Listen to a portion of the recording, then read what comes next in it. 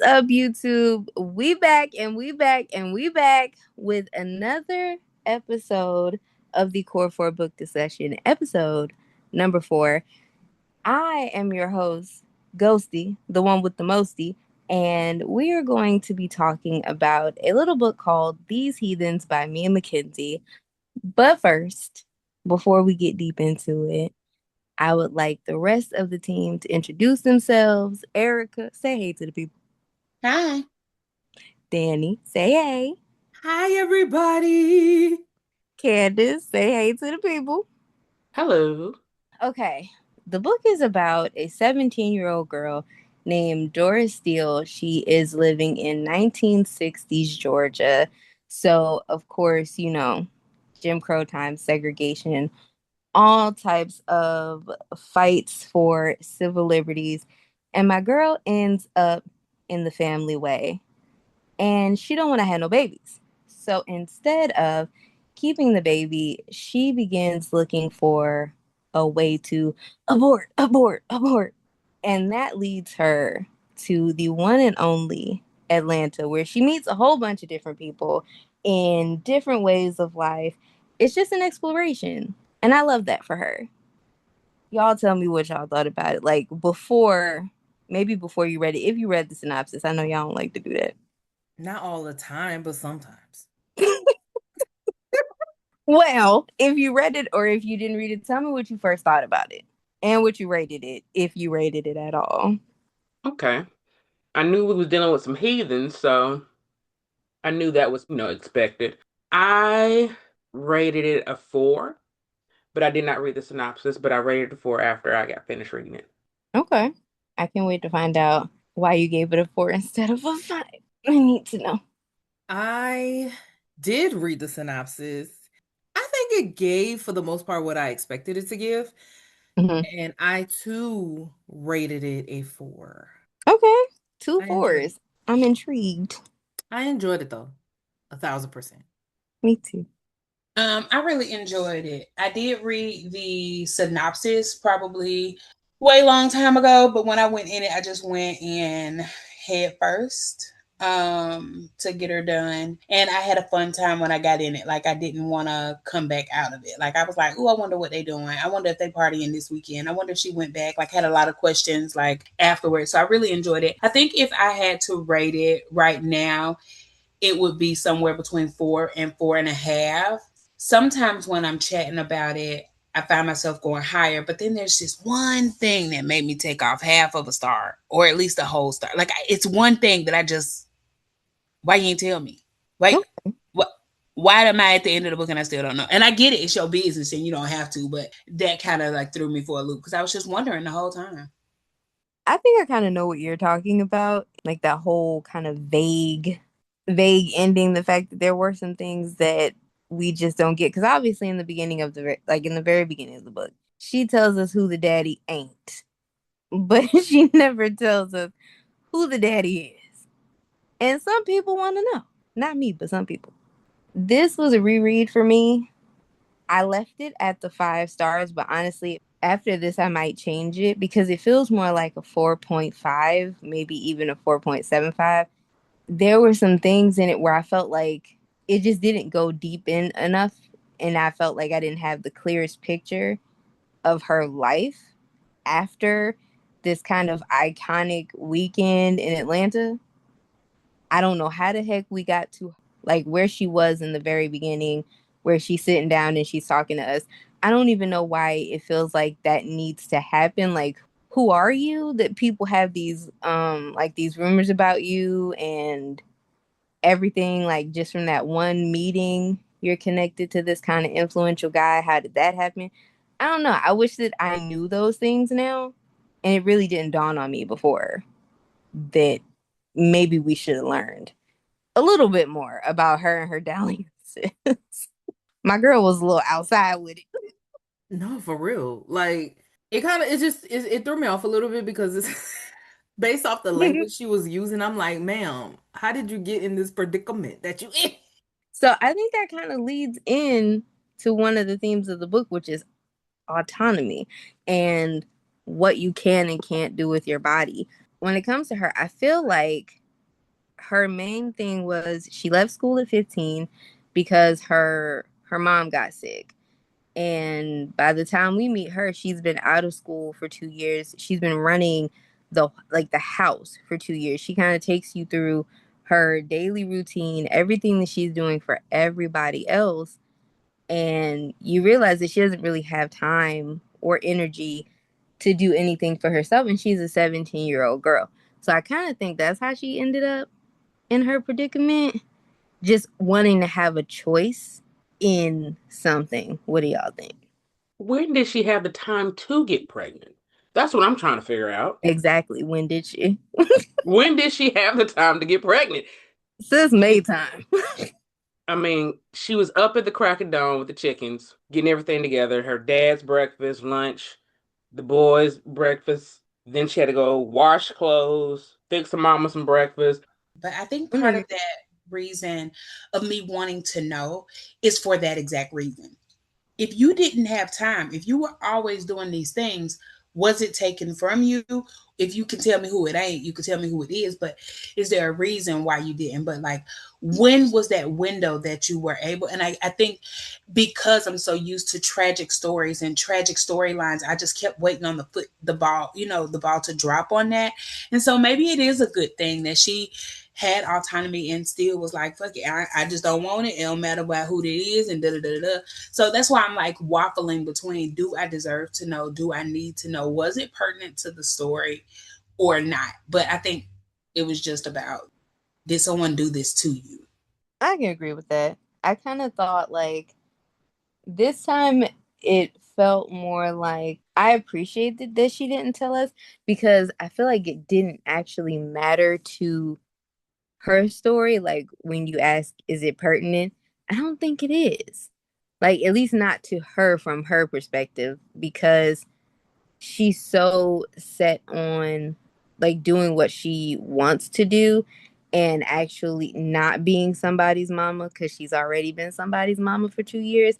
And then I think after she visits Atlanta and she sees what her possibilities are, at least like the tiniest bit of possibility, it's like I really want my life to be about me, and I don't want it to be about this baby or this man, because it was just this one thing that I did, not one time, obviously, because Doris, she was wild with it, but she was doing things, and she finally had an opportunity to do something that she dreamed, like she couldn't even dream of before. So I don't know. It was weird. I do wish we knew who her baby daddy was, though. I just don't think it was based in any kind of trauma, but we don't know. We don't find out. Yeah, I don't think it was based in trauma based off of like the context that we're given. It's just more so of, I did this thing. This was a result of that thing that I did. I just know I don't want this consequence, right?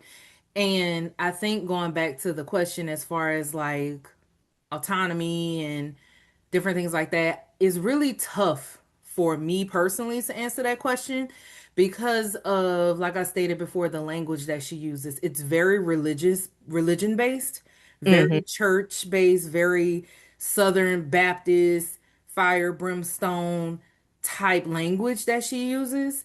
And I feel like that even with this book and even in real life situations, that does a disservice to the children of the church. Instead of us educating them, these feelings that you feel are normal, it's Mm-hmm. natural. This is what we can do. If abstinence is your goal, this is what we can do to try to navigate to get to that point. But if the urges are a little too strong, here's how you can protect yourself. And I feel like that's really a disservice that the church does to a lot of young, especially young black children who grow up in it. It's hard to seek education because you get shamed for it. You get shamed for your hormones hormoning. Mm-hmm. And I feel like that was the case with this book. She involved herself in a situation that she really didn't even know how to navigate herself because she never got the education that she required from it. All you're told growing up in the church is just don't do it. Well, that's not realistic, especially when you're young like that.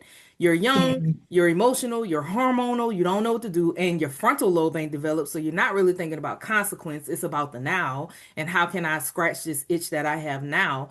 So, I don't know if I can answer that she really had the free will. I hope I'm making sense, but I feel like when you don't have all of the information to make a choice, like a real educated type choice, I don't know if that's considered consensual. I really do think that her deciding to have an abortion is probably her first exercise of free will in a very long time, outside of like choosing, or well, hopefully choosing to have sex with whoever she chose to have sex with, and accidentally getting pregnant.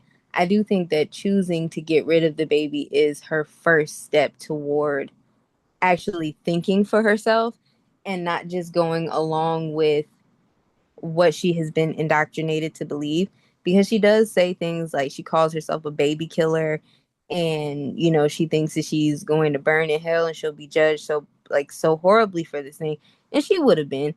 But if we're talking about like God, I don't think that that judgment would be coming from there. It would definitely just be coming from other people.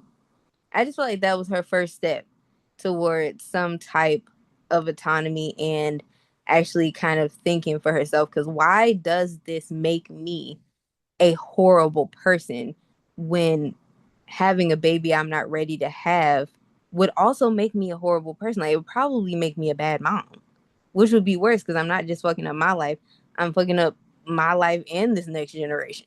hmm I can agree with that. As far as like the abortion topic, I do feel like she was exercising free will in that way for sure, and she knew what she wanted regardless, and she was able to make a conscious choice to terminate. So I can agree with that part. I think I was just more so focusing on like the acting which led to it. Question: Yeah. Could we Go ahead. say that that was her first act of free will, or can we say that her going to Atlanta is her true first act of free will?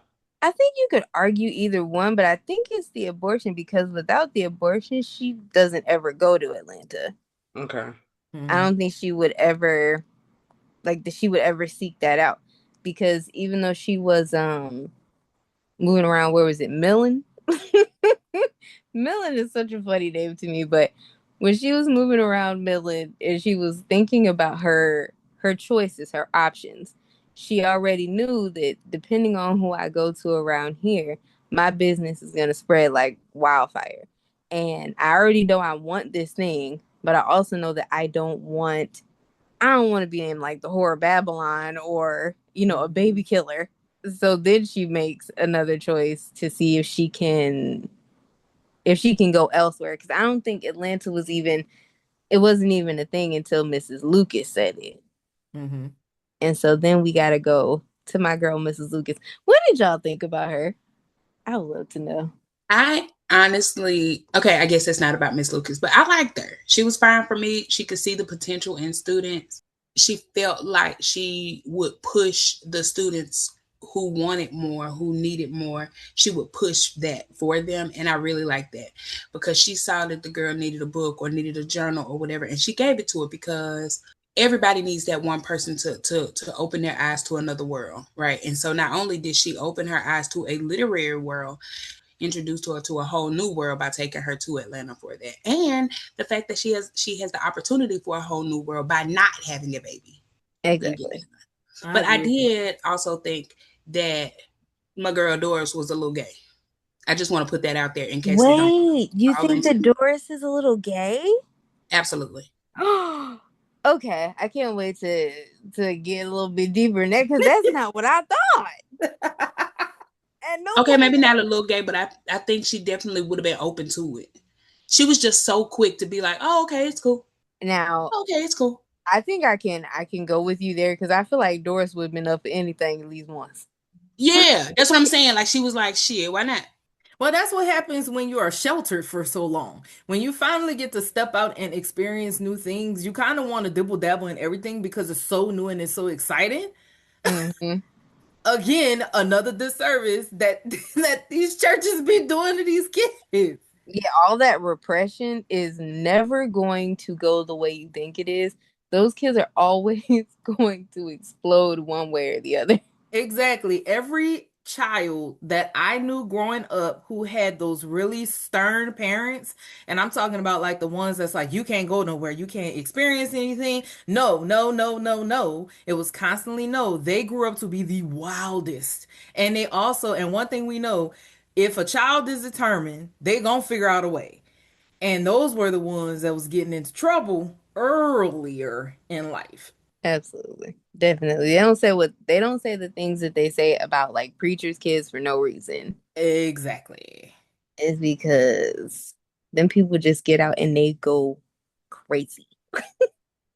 I mean, Anything yeah. they can do, they're gonna do it. And they also feel like I don't know the next time I'm going to have an opportunity, so I'm going to do it now. So, again, that's why I just feel like education is a huge thing that's necessary when it comes to, bodies, the way your body functions and the urges that you have and the desires and the curiosities. It's important to educate those who are coming up so that you can guide them the right way, because then as an adult, if you don't guide, they're going to be guided by something, whether it's their friends who don't know no more than they fucking do, or the streets. And we already know how the streets go. So, it's just kind of like you have to, I feel like that there's a responsibility there that a lot of adults just ignore. I don't know. But as far as the teacher goes, I really did enjoy her. I loved, she really was that safe space. Like it showed, even though we didn't get to see, of course, them interacting as student and teacher, because by the time we met the teacher, Doris was already like kind of a dropout. Hmm. Um, the fact that she was comfortable enough to go to her for help shows what type of teacher she is. And I really enjoyed her as a person throughout the entire story, actually. Yeah. I agree with that. Miss Doris, not Doris. I agree with you on the Doris part. I think she was undercover gay. Oh my. Um, the teacher, I love the teacher. I love the fact that she saw potential and she fed that potential if the child wanted to learn. I agree with everybody. What everybody said. I loved her throughout the whole story. Yeah, I'm gonna piggyback off what you just said because I think my favorite thing about Mrs. Lucas is what she saw in Doris and like giving her the notebook. I thought was just such a really nice touch, just because she could hear her like in speaking to her. You can kind of hear that she would do well writing. Like that her thoughts and her way of speaking would translate well. I love when teachers recognize the way your skills could be put to use and then they kind of guide you toward that. So I felt like that's what Mrs. Lucas was. She was a guide, especially when it came to all the fire and brimstone stuff that Doris kept spouting because my girl Doris was so judgmental. And I know it's not her fault. She was raised to be that way. But she was so judgmental and it didn't get to me the first time I read the book, like the second time, but she was just passing judgment on everybody. I'm like, Doris, shut your pregnant ass. 'Cause not you pregnant out of wed like a 17 girl. Hush. Stop judging everybody. Oh She never irritated me because she was clearly so young minded, but I was just like, girl, people in glass houses, okay? That part. You gotta relax. Shout out to all the good teachers out there because I agree with what you said. I was about to say, shout out And to me. yes, Shout out to me. all of the teachers that see things in their students that they cannot see in themselves, shout out to y'all. This is just a small side tangent, but very pertinent to the discussion. So back when I was teaching kindergarten, it was when I was ready to come out of the closet, right? Which is where the whole Erica comes from.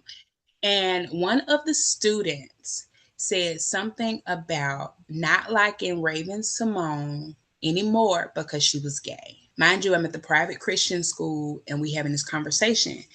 But just like with Doris, I had to make that thing personal. I didn't necessarily tell her business because I couldn't get fired, protect your check. But I did have to make it more personal. Like, well, what if somebody like me was gay, right? I didn't say it specifically, but I had to make it somebody that you knew and loved to make it make sense for you. Would Yeah. you dislike Miss Magina just because you found that little thing out about him? Why can't I mean, I've loved you all this time. I've never done anything to hurt you, blah, blah, blah, blah, blah. And that was kind of like the same way with Doris. And that's a bigger theme in the text that I'm sure you're going to get to. And I'm not going to talk about it long, but it doesn't matter until you know someone that it affects, right? Which is Hmm. why reading books is so big on building empathy, because you get to experience and meet, quote unquote, these characters and build empathy for lives that you never would have known. And so Doris really had that opportunity to realize that her way of thinking was completely fucked up, because she loved somebody who was like that and they had never done anything. They weren't a bad person and blah, blah, blah, blah, blah. And so it forces you to change your own beliefs, because you've been indoctrinated, for forever. For real. Shout out to the teachers who hear stuff like that and have to suppress it or hold it down or just be like, I know you fucking lying. And can't say it. Yes. I like that I like that you could turn that into a teachable moment. And I feel like that's what Katie kind of spent the entire book doing. Whereas you had a couple other people who would kind of push either in one way or the other way. And I feel like with her teacher, with Mrs. Lucas, she was more of a question and answer kind of person. Because you're saying these things to me or about people like me, but I want you to interrogate that. Where does it come from? Why do you feel that way? Do you feel that way about me? Then why do you feel that way about everybody? Why are you just painting us with this brush? Like, whose thoughts are these? Are they your thoughts or were they passed down to you? And that is the magnum opus. Not teaching you what to think, but teaching you how to think. And she was able to do that for her in so many of the questions that she asked over and over, especially about, do you want to get this abortion? Do you want to do this? How would you feel about this? Why don't you want to have a baby? She did ask her a lot of questions instead of just telling her it's wrong to think this way or it's right to think this way. It was more of, why do you feel this way? And then, like, let's talk through it, because you might just be saying things just to be saying them, or because that's what everybody else believes, without actually getting to the root of the problem. So from that talk in the classroom with Mrs. Lucas, we go outside and we meet Doris's best friend, boy crazy Lena.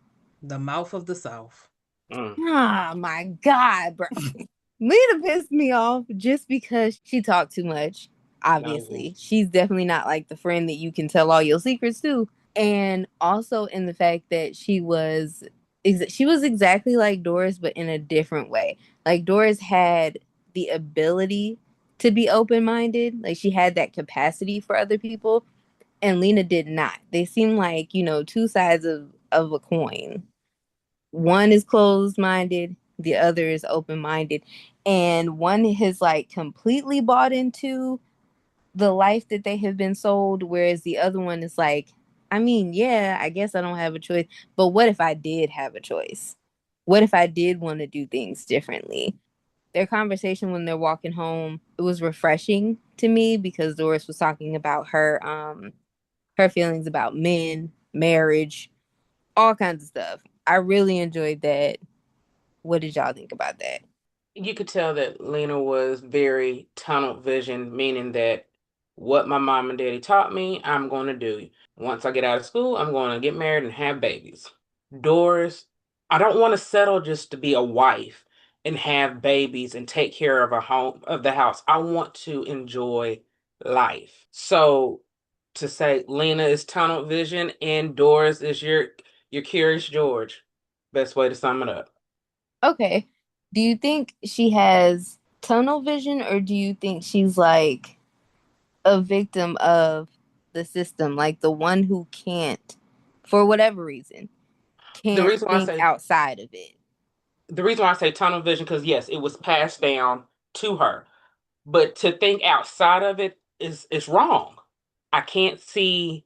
I have to stay in this one lane of vision. I can't. look to my left, I can't look to my right because, oh my God, I'm going to hell or I'm committing a sin. From that point, I have to say she's straight tunnel vision from what was passed on to her, where the curious person, the curious George, Miss Doris, want to know what is outside of this tunnel. I want to know what's on the other end. If I go under it, am I going to have the same issues and situations if I was to go through it? Or is there something new that I can do outside of this tunnel or this way of thinking or the way that you want me to live my life? Okay. I wonder, and I've been thinking about this.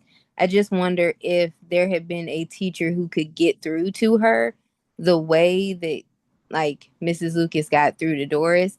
I wonder how different that would have been. But Lena and Doris are two totally different characters, even though they have like their similarities and they kind of represent opposite sides of the same issue. They're just very different in the way that they think.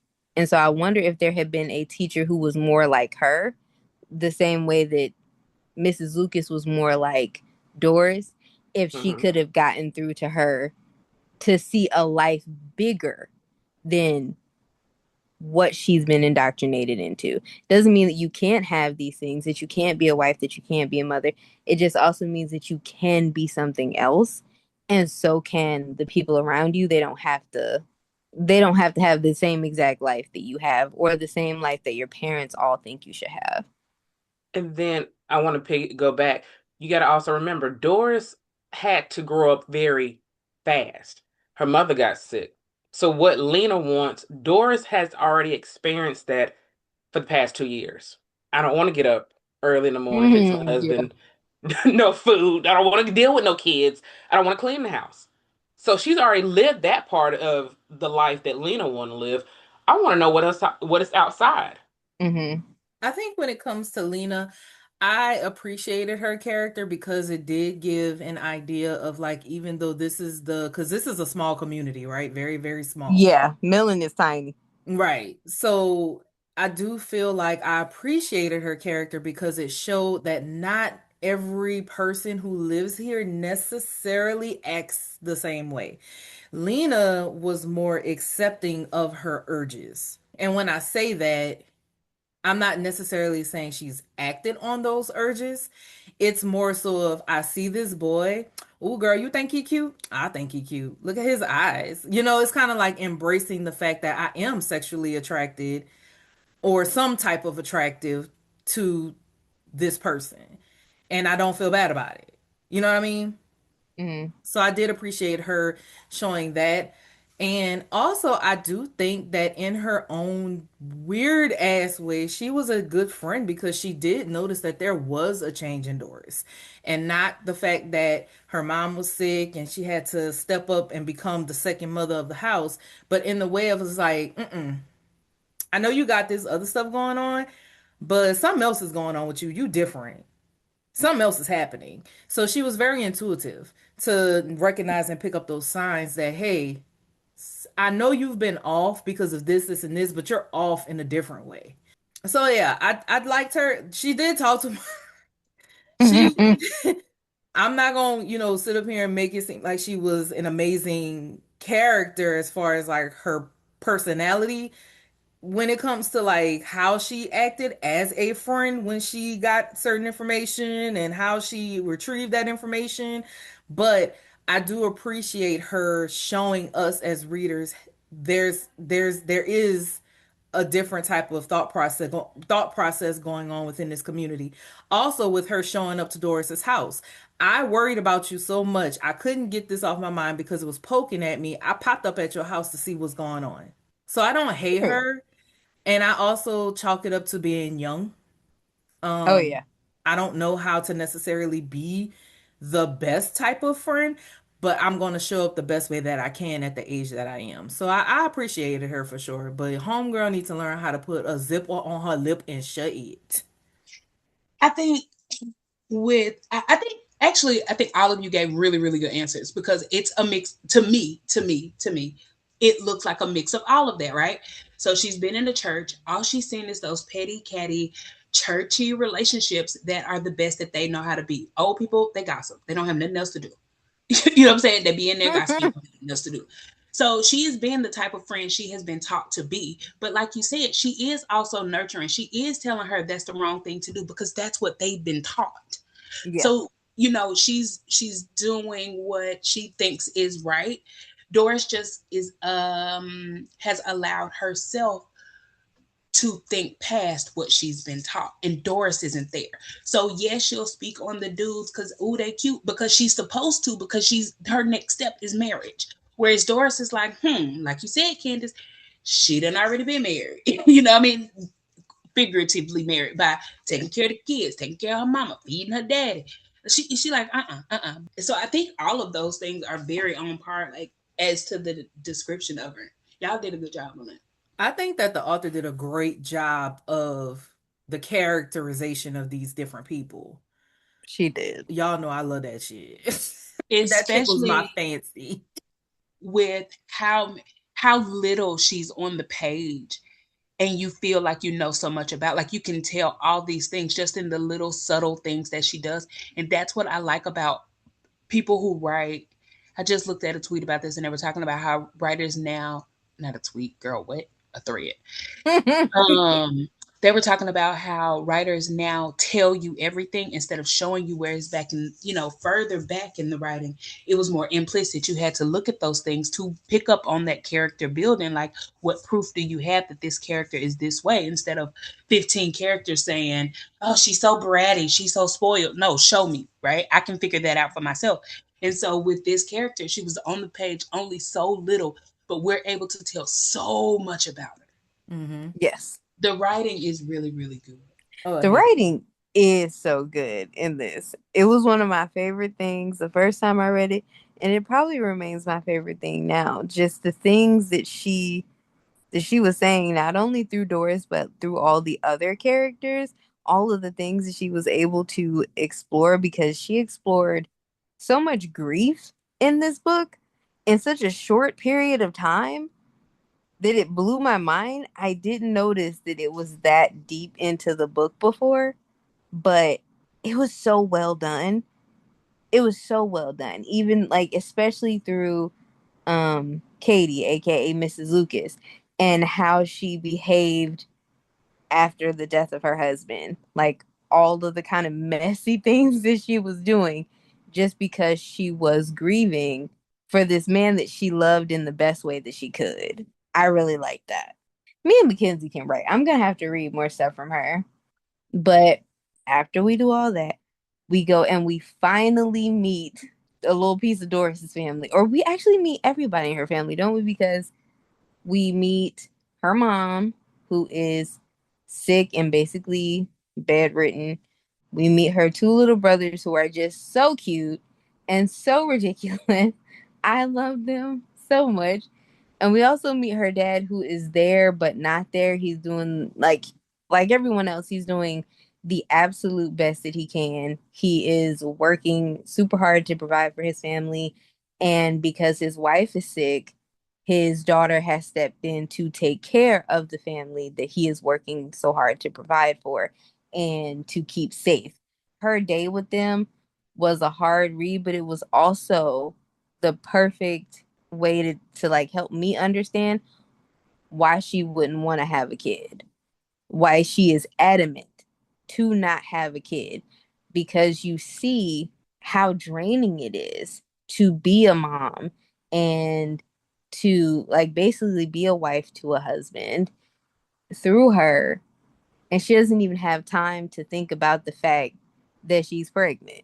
That's insane. Whereas now we understand how difficult it is to be pregnant and grow a human being inside your body, to whereas we have come to like the understanding that when you are pregnant, when you're making a whole human being, you need as much help as you can get. But back in the day, you were still the workhorse. You didn't even have time to think about the fact that I'm growing a whole person. I should be sitting down somewhere.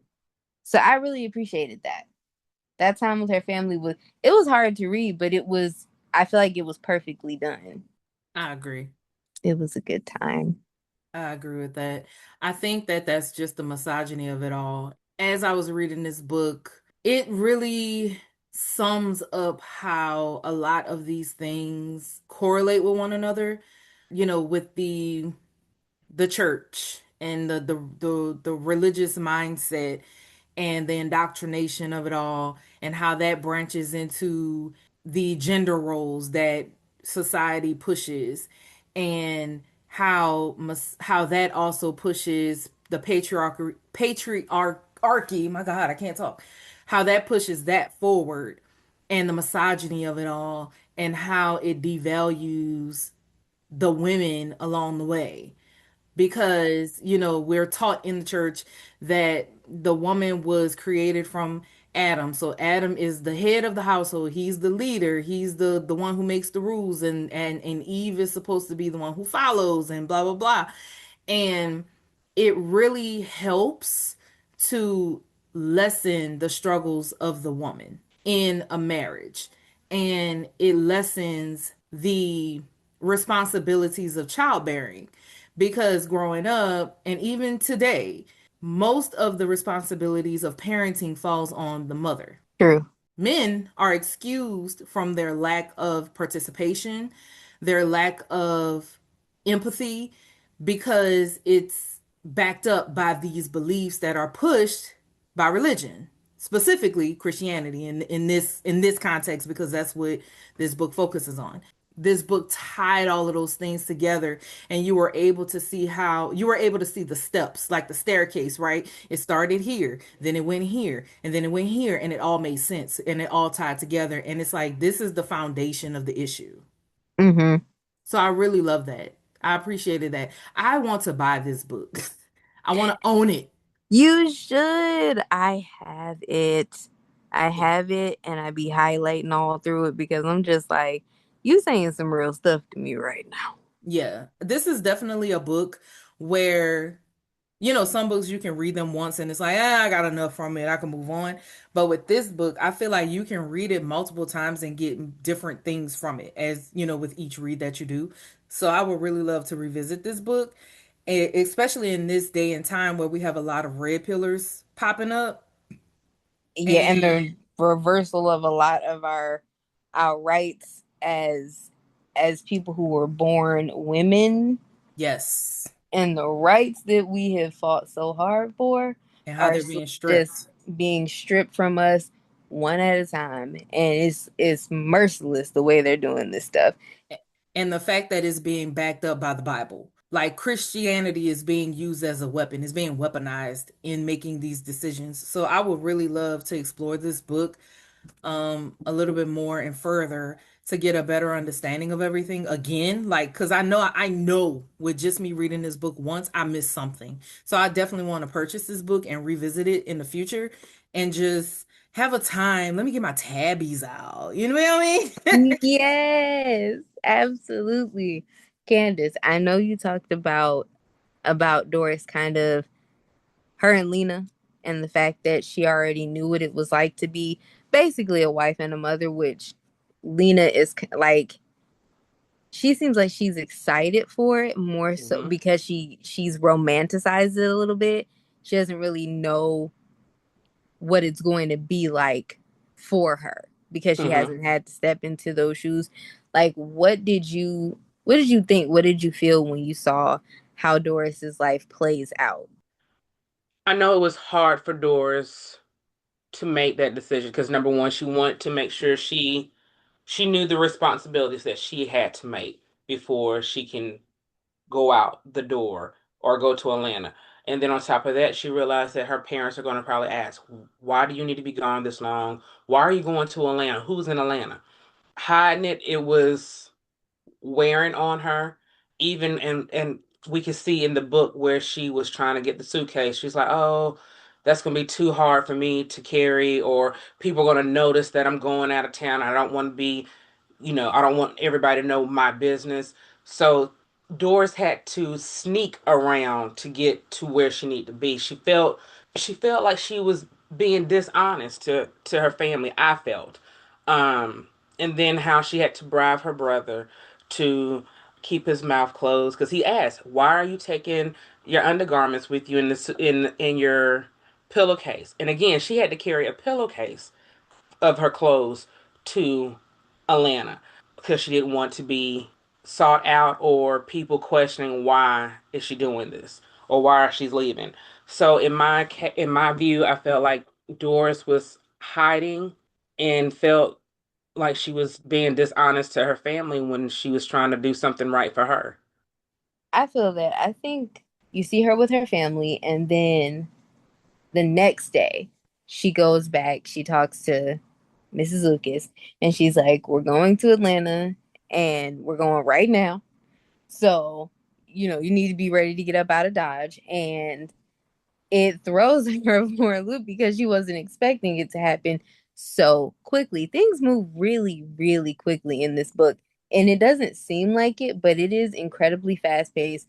We do not spend a long time with these characters. We don't spend a long time in this book. We don't spend a long time in the setup of anything. We just kind of get things and then we're gone, which I appreciate because it doesn't feel like it's moving as quickly as it is, but it's such a quick read. And I like that because we don't have time to think. We're either acting or we're not acting. In life, there's a lot of times you have to just decide to do something and do it. Because if you think and think and think, you're going to think yourself out of it. And I like that that's kind of where that went with her, but also having to sneak and do everything because the moment you act a little bit off, you have your best friend popping up at your back door talking about you ain't acting the same. And even with the comment that her mom made, because when she went upstairs or went into the room or wherever she went, and she opened up the curtains to wake her mom up, and her mom was like, "Something different about you, girl." Yeah, and there was another person who also said it. Her neighbor was like, something's off. Right. So it's like it felt like it moved quickly, but also it didn't, like you said, it didn't feel that way because you had all of these people who peeping something. They don't know what it is because of course she's not showing yet, but they peeping something. Something's Exactly. different. In my opinion, that can be very realistic. Like I know for me, before I even knew I was pregnant, I had people telling me, "You got this glow about you. You look so pretty today," not knowing that it was that baby glow. They be knowing. Hmm. People know immediately. True. They pretty much everyone knew before she did. And I like that that's what got her thinking, wait, my period is late. But it also feeds into the fact that Doris is so busy taking care of everybody else that she does not have time to notice, wait, my period is late and I've been having sex. Also, I ain't heard hide nor hair of a condom mentioned. So we don't I know don't what think type condoms of were very like prevalent back then. Yeah, so we don't know what type of precaution she was taking, but clearly it wasn't enough. I mean, yeah. So after Doris leaves her house, she talks to our girl Lena, who she tells her business to, but makes her promise. She swears her to secrecy. I don't know why she did that. I don't know why she thought that would work. Personally, I would have told Lena literally anything. But also, going back to something that I think Erica said, she didn't know if Doris explained to her family like why she was leaving. She just kind of left, but she did write them a letter. Now, I don't know what the letter said. I can't remember if they expressed what the letter said, but I don't think anything that she could have wrote in that little piece of a note wasn't. Oh, she did. They did say what she said, and it was vague as fuck.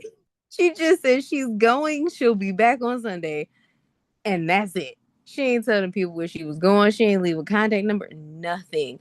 She wrote that note and dipped. And I was like, Doris, wait a minute. You ain't gonna give them people no more details than that. Just, I'm going, I'll be back. That was it. That was the whole note. And that shit threw me off so badly because I just knew she was gonna say a little bit more than that. I wonder what the conversation was like when she went back home. Because I know if I would have left a vague note like that to my mama, she would have been like, all right, I need some answers. Exactly. Like once you get back, you're gonna have to tell everything because you left and basically told us nothing just to expect you back. Like, damn, girl, you might as well have just ran away. That was the mess. Um, but from there, Lena swears she's not gonna tell anybody. That girl lying. She definitely gonna tell somebody. And then she meets Mrs. Lucas back at the school, which I love their plan. I love that she waits to make sure no one's looking. It gets in the back and ducks down so no one sees her because they do live in such a tiny town where everyone knows everyone and your business will just get around. If anyone sees something, they're going to say something.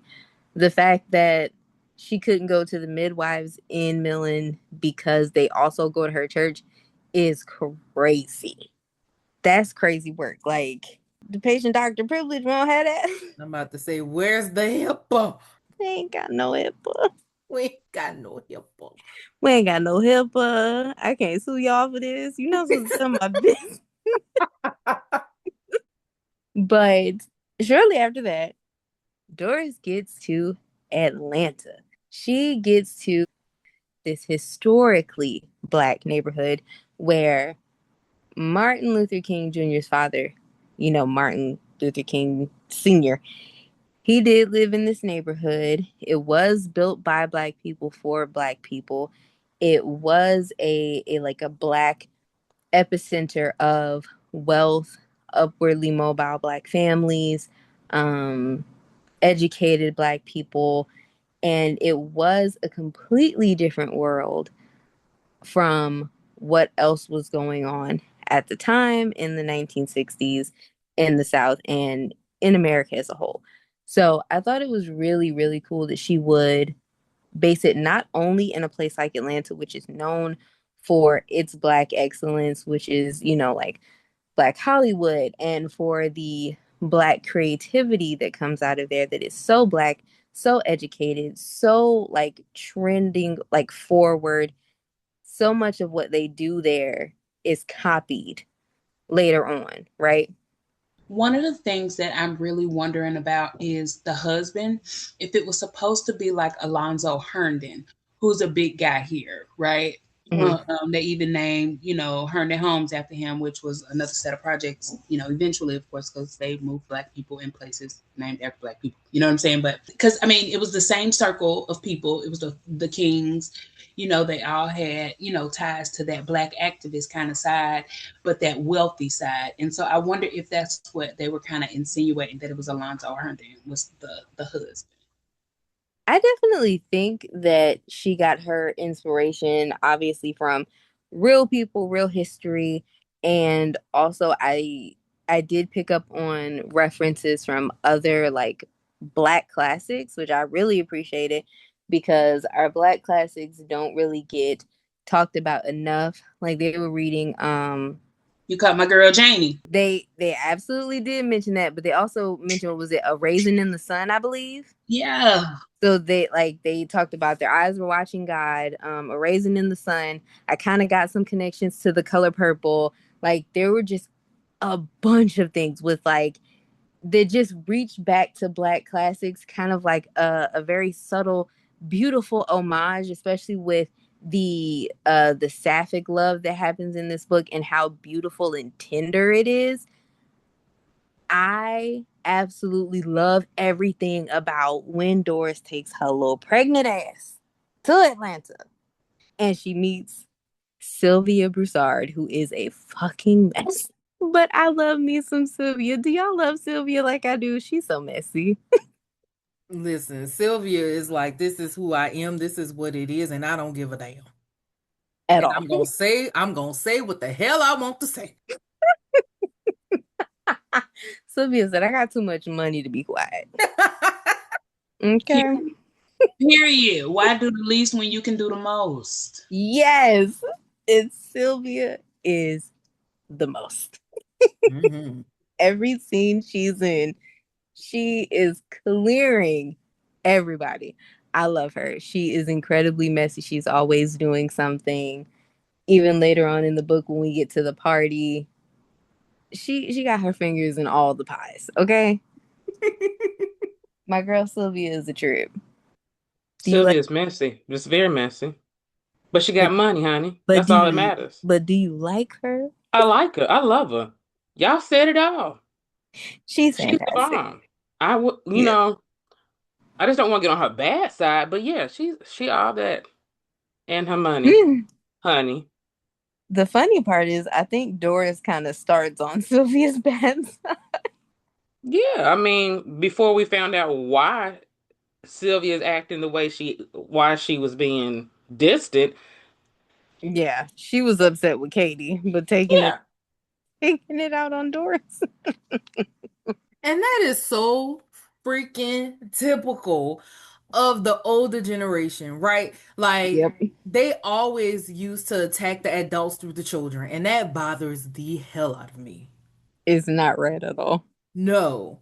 But because it's an easy target and you know that me treating this kid this way is going to bother the adult. I'm going to bother you through this child. I'm going to create trauma within this child just to get a gotcha moment like that. Oh my god, it's so fucking typical. That's true. She was putting out little jabs, and she was also one thing that I do like. She's that person that's going to reveal things, whether you like it or not, whether you think it's the time or not. She's like a whistleblower because she kept saying little things about Katie that even put it into Doris's mind that Katie might be a little different. That she might like to kiss a girl or two. And I appreciated that because it was going to come out. You're in the wrong place to be trying to hide this side of your life. Like you came to the exact wrong place if you thought you could keep this a secret. And it gets told. All of it gets told because shortly after they get to Atlanta and my girl Doris is experiencing the upper echelon of black wealth and black people living lives that she has never even thought to imagine. We meet some real people, some historical figures, some very important people because in strolls Coretta Scott King just walking through the door. That took me all the way out. I yelped like I had seen her, like it was a real celebrity sighting No, because for real. it was so seamless. I was like, damn, Coretta, what you doing here? That's how I was. I man. was like, wait a minute. Yes, I'm like yes. I wish I could have been there. Can I touch you right quick, Right? Can I man? get a I hug?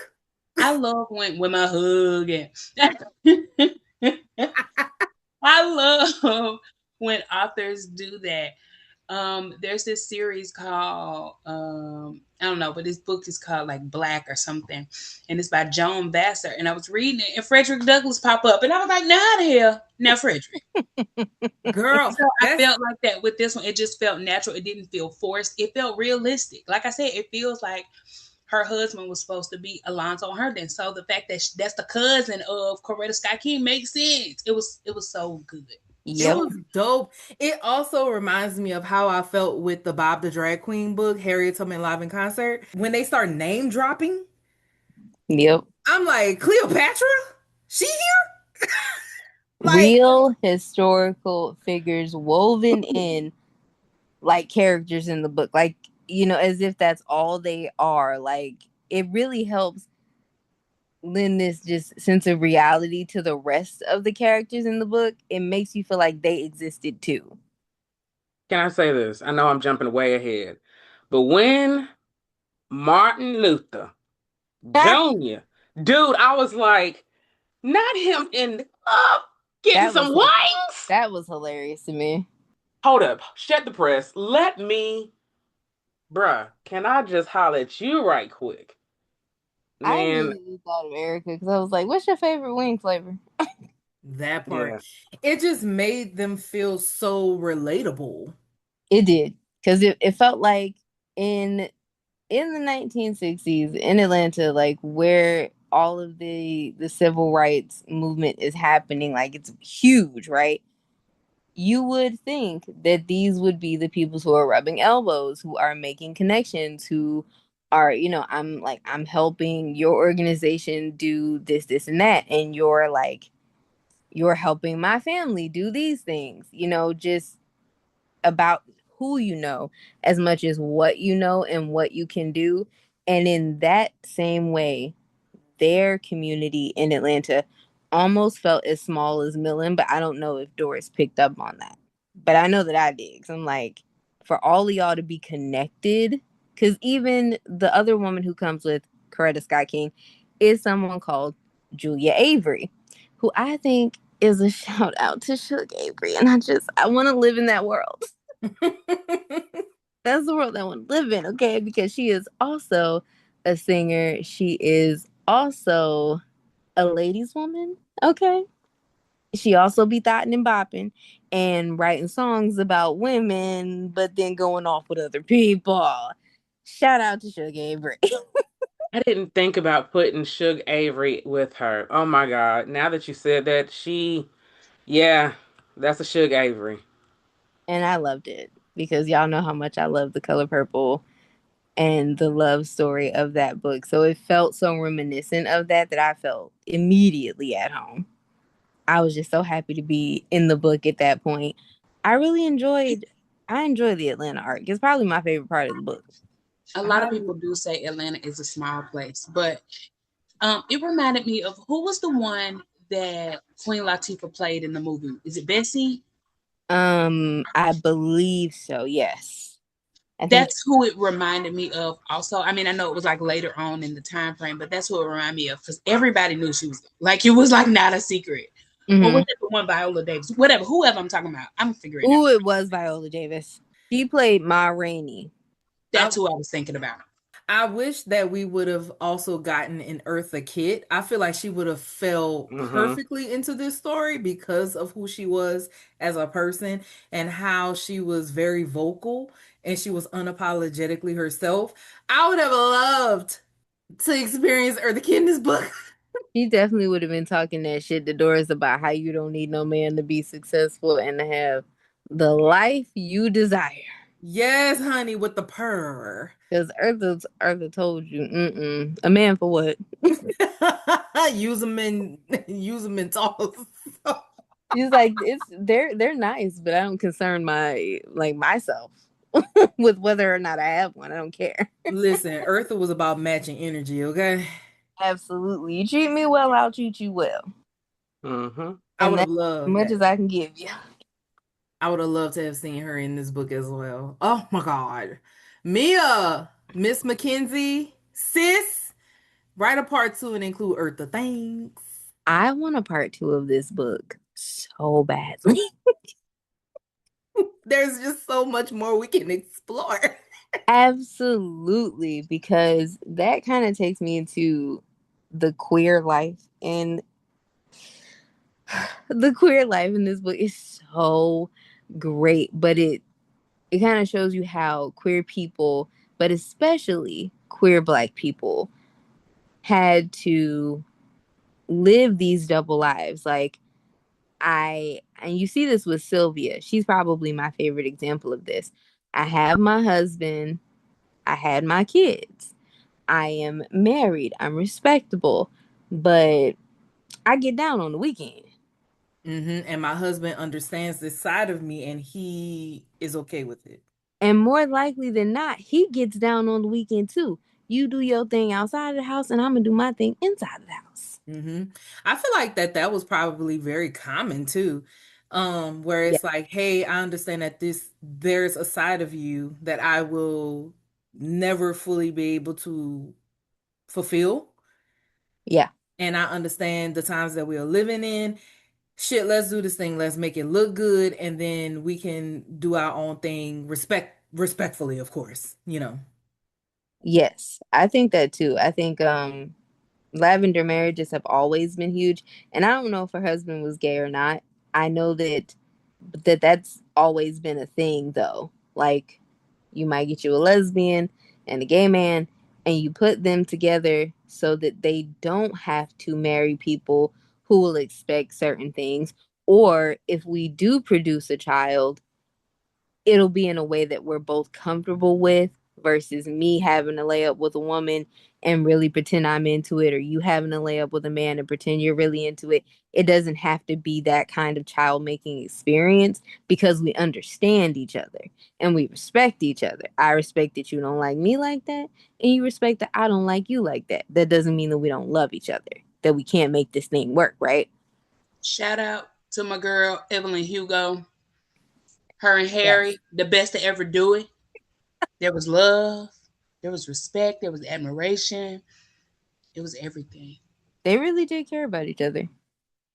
I do remember them in that book, and I feel like Sylvia and her husband kind of had a similar arrangement and understanding with one another. Because despite Sylvia being very over the top and with the shits, he was not phased by her one bit. Oh, not at all. Because I feel like it's low key. Sylvia and her husband reminded me of me and my husband. Not in that exact same way, but as far as like I done been married to this lady for so long.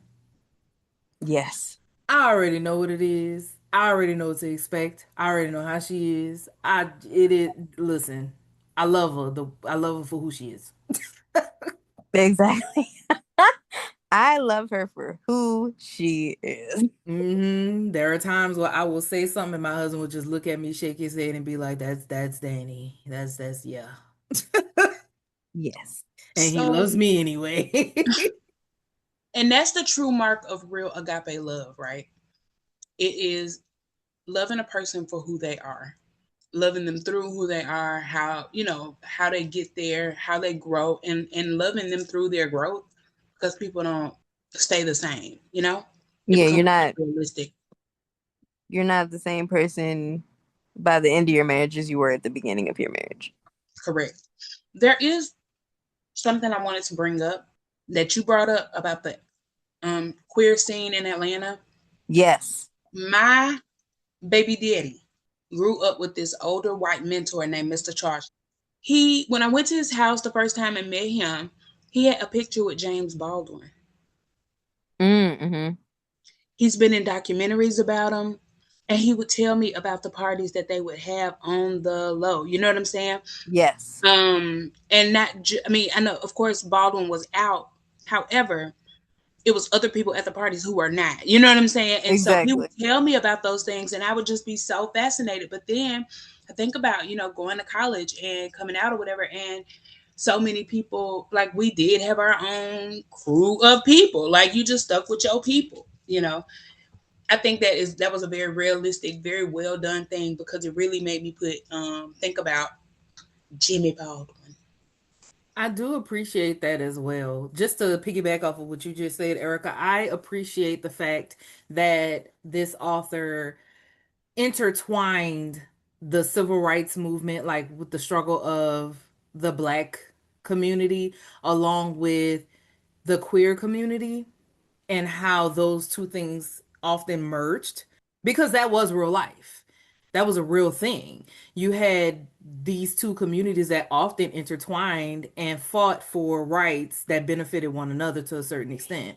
So I really appreciate. Oh my God, I need to buy this book. How much this book costs? Hold on. I definitely agree. It got me thinking because there are all these books now that are especially coming out to talk about the role that Black queer people played in so many different fights for justice for Black people, for queer people, for everyone under the Legitimaquai umbrella.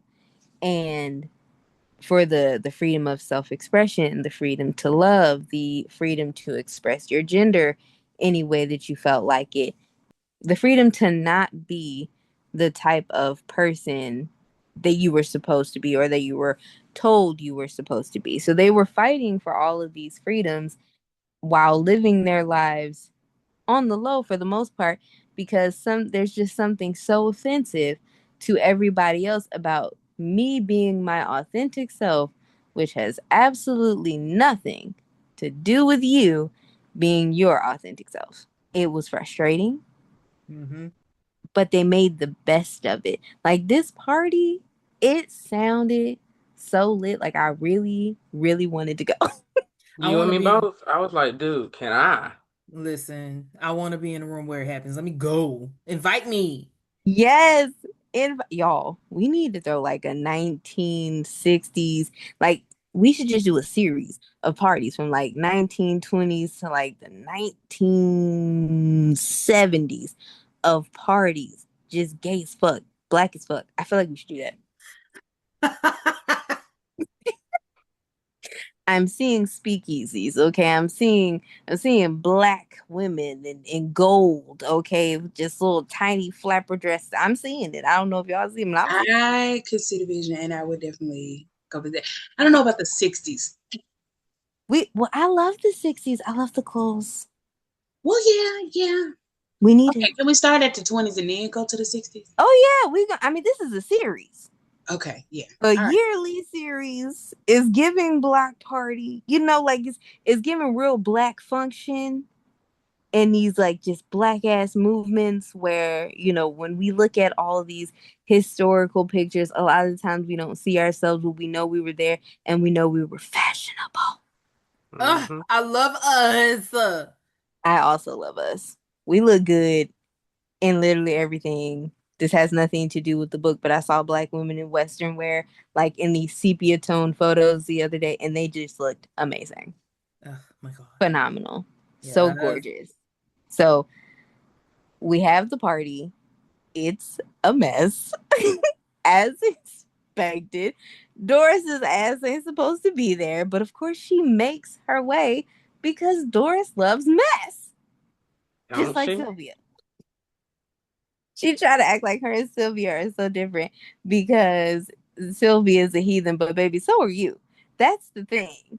I think Doris is just as heathenish as everybody else, and she may or may not want to admit that, but it's the truth. What was your favorite part of the party? I just want to hop in and agree with you. I think that was one of the bigger things that the author was trying to say about the word heathen, the thoughts of what a heathen is, and Mm-hmm. the dramatic irony of her being a heathen. And I think she did it so well that it might have been lost. Not you, of course, but it could have gotten lost on people. Like, well, how could she make her do this? And but like, it's really speaking to the fact that she's a heathen. Exactly. I think that's the thing that I love about when she goes to Atlanta and when she meets all of these people, when she stops judging them and she begins to get to know them, it unlocks something in her. And I don't know if she can acknowledge it to herself yet, but she has absolutely found her people. And it's so clear the way that she just kind of slings right on in and fits in with them. She's actually really good at fitting in with people now that I think about it. Because when she goes to that second party where she meets Martin D. Luther, she kind of fits in there too. Mm-hmm. Yeah. I think she was open to attending this party because she wanted to know what they were like. Like, even in the book, it stated that. I want Mm-hmm. to know what Negro parties are like because the only examples that I have of it is like from Jet Magazine. Oh, shout out to Jet Magazine. Jet Magazine. That took me back. Jet Magazine is so long. I think that she was very open to the experience because it's like, hey, I've seen these things, but what is it like in person? And she wanted to know about Katie and Julia That too. because she was peeping. She said, that hand lingered a little long, didn't it? The way she analyzed that hand touch, or that like when Julia touched Katie, the way she analyzed that, now that I'm thinking about it, that gave gay, because I have never met a gay woman who didn't overthink some shit. It's just like, did you see the way she touched me and how she looked at me? And she's a reader and a writer, so she pays attention to those subtleties. Yes. Yes. And then she went into her room and started was having those thoughts with herself, talking about, ooh, I'm tingling. Yeah. Yeah, that Yeah. was that was Yeah. after the party, I think. Yeah. After the party. Sorry, I jumped Yeah, ahead. because they were in the Julia oh God, Julia was being messy as always. And Katie was being messy too, because she was Mm-hmm. with old girl from the party. I can't remember her name, but she was with that one woman from the party, took her back to bed, and Julia comes knocking on the door, and then Katie exchanges bitches. Mm. She exchanged them. One left and the other one came in. Gangster. You hear I me? He said, well, she might as Katie, well. girl. My business is already out in the open. She knows what I'm doing. She knows she can't tell it. I'm getting ready to enjoy me. Yep, And that's what she did. Katie was sneakily with the shits too. I can see why you and Sylvia are friends now. Cause you be doing stuff too. You just hide it a lot better than her. I think my favorite part of the party was just like Doris talking to everyone there and then kind of realizing how much faith they were putting in her, that they were trusting her with something that was so sacred, to let her be in attendance and to let her not only see but interact with the people that were there to learn things about them, and putting themselves in such a vulnerable position with her, because literally you can tell whoever you want to tell about us, and that would affect our lives, but we're trusting you not to do those things. They gave her a little pushback, but it really wasn't that much. They really did open up like their experience as queer people who can't live out loud just yet. And speaking of James Baldwin, he was thrown into the book as well. His work was talked about. His time in Paris was talked about. It opened up so many doors about how Black people were a little bit more able to be themselves in places that were not America, despite this supposedly being our home, quote unquote. And I just love that too.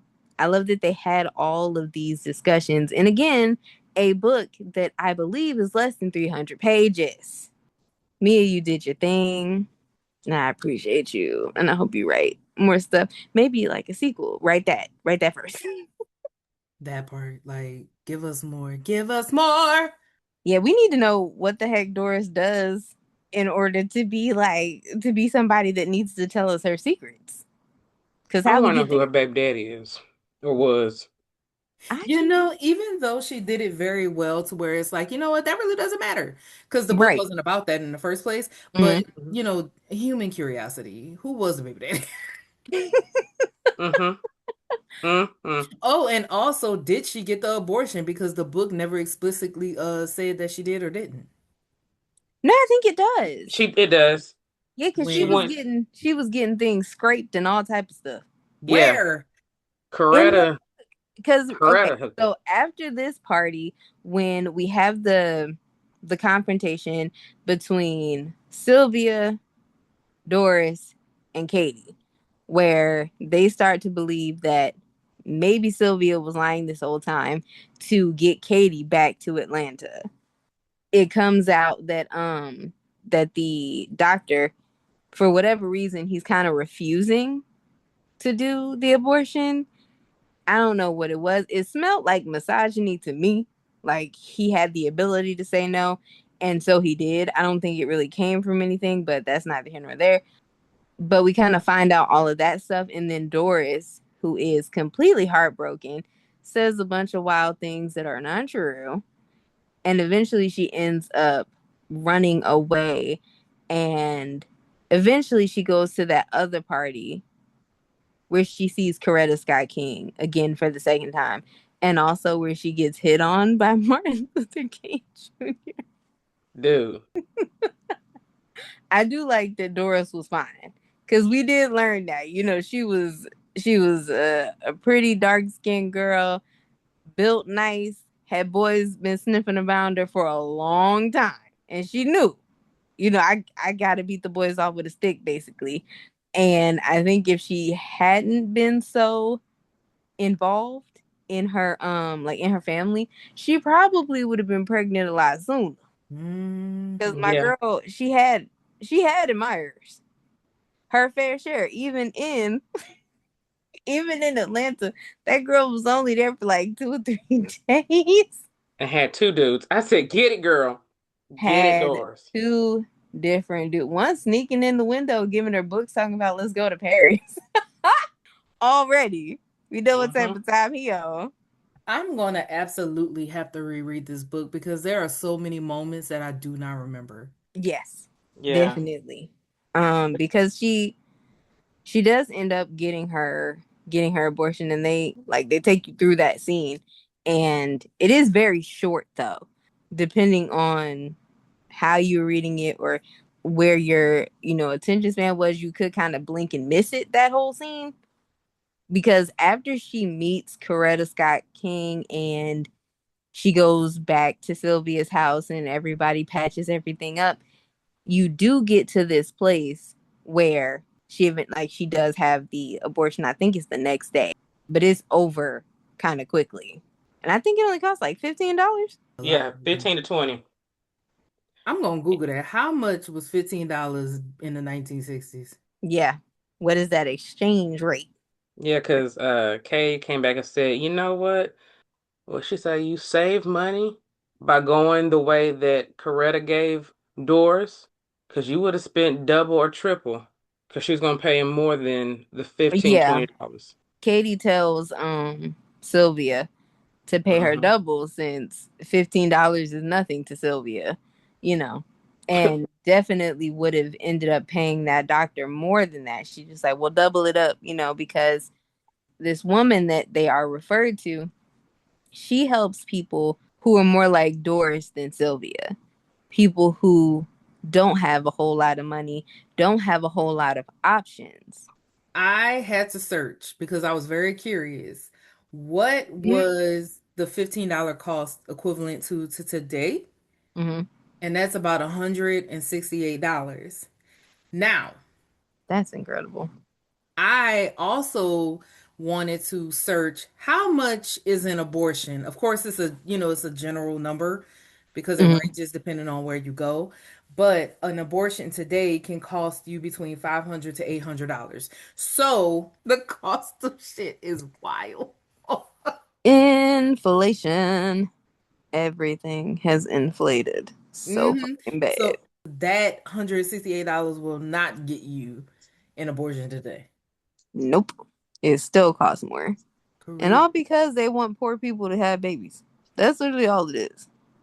I think now this is so off topic, but I think now they really want the rich people to have the babies. Well, the regular folk that had the babies, they like, shit, we ain't got enough white babies. We need to get your hoes back pregnant. That's okay, high because the birth rate has dropped. Yeah. They want everybody to have babies. Mm-hmm. Well, we already know how it all ties in together. We need bodies. Yeah. Exactly. We need workers. We need people to do the things we do not want to do. That. Mm-hmm. The more the merrier. And the Okay. more black and brown, if we could lock those ones up, that'd be good too. Okay, that right there.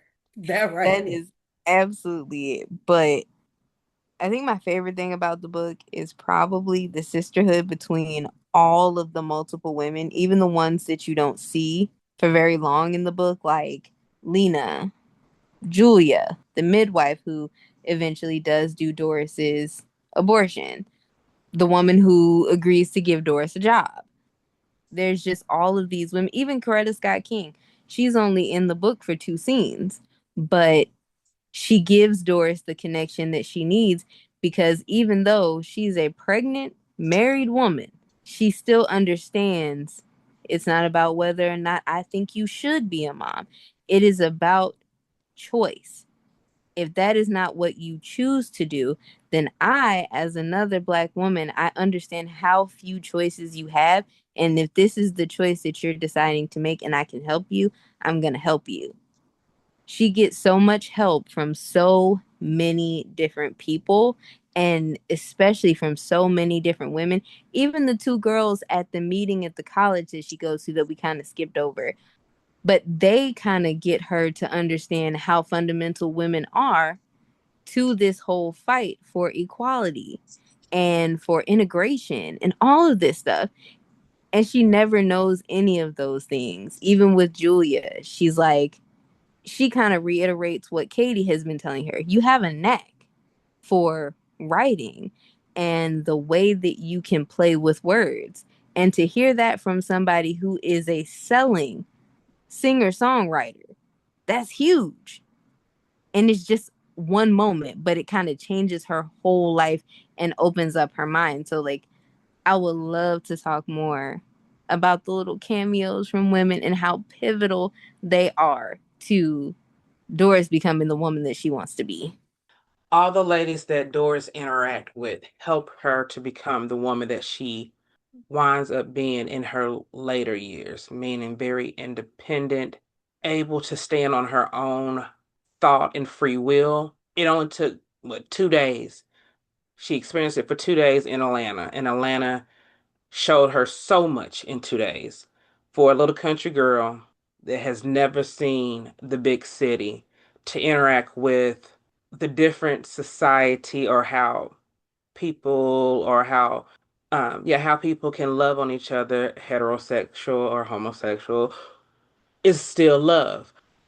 To be able to fight for what is right and stand on the cause. Don't just say something and not do it. They are standing for a cause. And then on top of that, being able to have a voice of her own, which helped her out so much. And there's nothing wrong with being curious, which made her to be a strong woman with Okay. no child. Outside of the three main women, so of course, we have what women and girls because Doris is not grown. But we Mm-hmm. have Doris, we have Katie, we have Sylvia.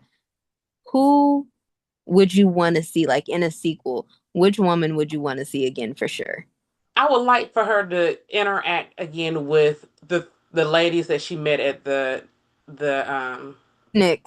I would love for her to meet them in the next sequel to see how far they have come, so she can also share her experience of where she's at.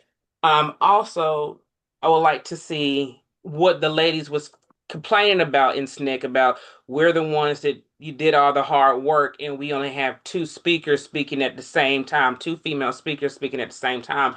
I would like to see Snick in the next sequel with more females speaking at different times. And actually let it be ran by the females of Snick. Okay. I think some of my favorite were one of the women I would like to hear more about is the little young girl that was going around the party and was basically like, "Hey, you like girls? Do you? Because I need to know." And that's when like Doris had like figured out her like, oh, they're trusting me, right? And Mm-hmm. so I would like to, get to know her more because she seemed so feisty. She seemed really spunky, and her and Doris probably could have got along because they both on some mess. You know what I'm saying? Like a fun time. Absolutely. I don't know. You can bring back the bestie. You can bring Lena. back the bestie. Yeah. Like what Lena got going on? Did she get her husband? Is she stuck in the church? Is she one of those people that are absolutely telling her own daughters now, like, hell no, don't get married, don't have no kids, go to school, baby. Like I'm curious as to Ooh. what her, trajectory was once she saw the life that she wanted, quote unquote, wanted so bad. She was raised to want what next? Like what happened then? That actually would be really dope to see what kind of person she becomes after she gets everything that she thinks she wants. Is it what you really want? That'd be actually really dope. Okay. I was actually going to say Lena too. Okay, so Lena is getting love. I love that for her. Yeah, I was going to say Lena because I am curious to see once Doris comes back after everything is taking place. Because Lena knows what's happening now, right? Like she's informed on what's happening, what the plan is. I know me, if my bestie went off and did something like that, I would want to know when she come back, girl, what happened? And like her giving the details of all of her experiences that she, had the pleasure of experiencing on this trip or displeasure of experiencing.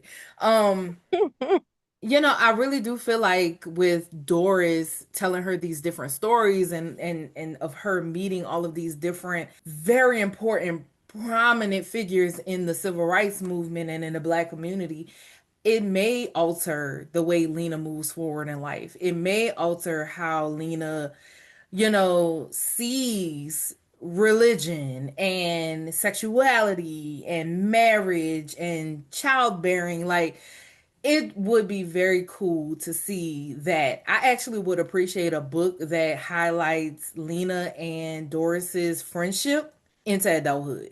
Like, I would Me love to too. see that. I would like to see that too because the fact that Doris and Lena remain friends after everything and the way that they seemingly disagreed so much, right, about what was right and what was wrong, I really want to know how y'all reconcile. Because I would love to see that.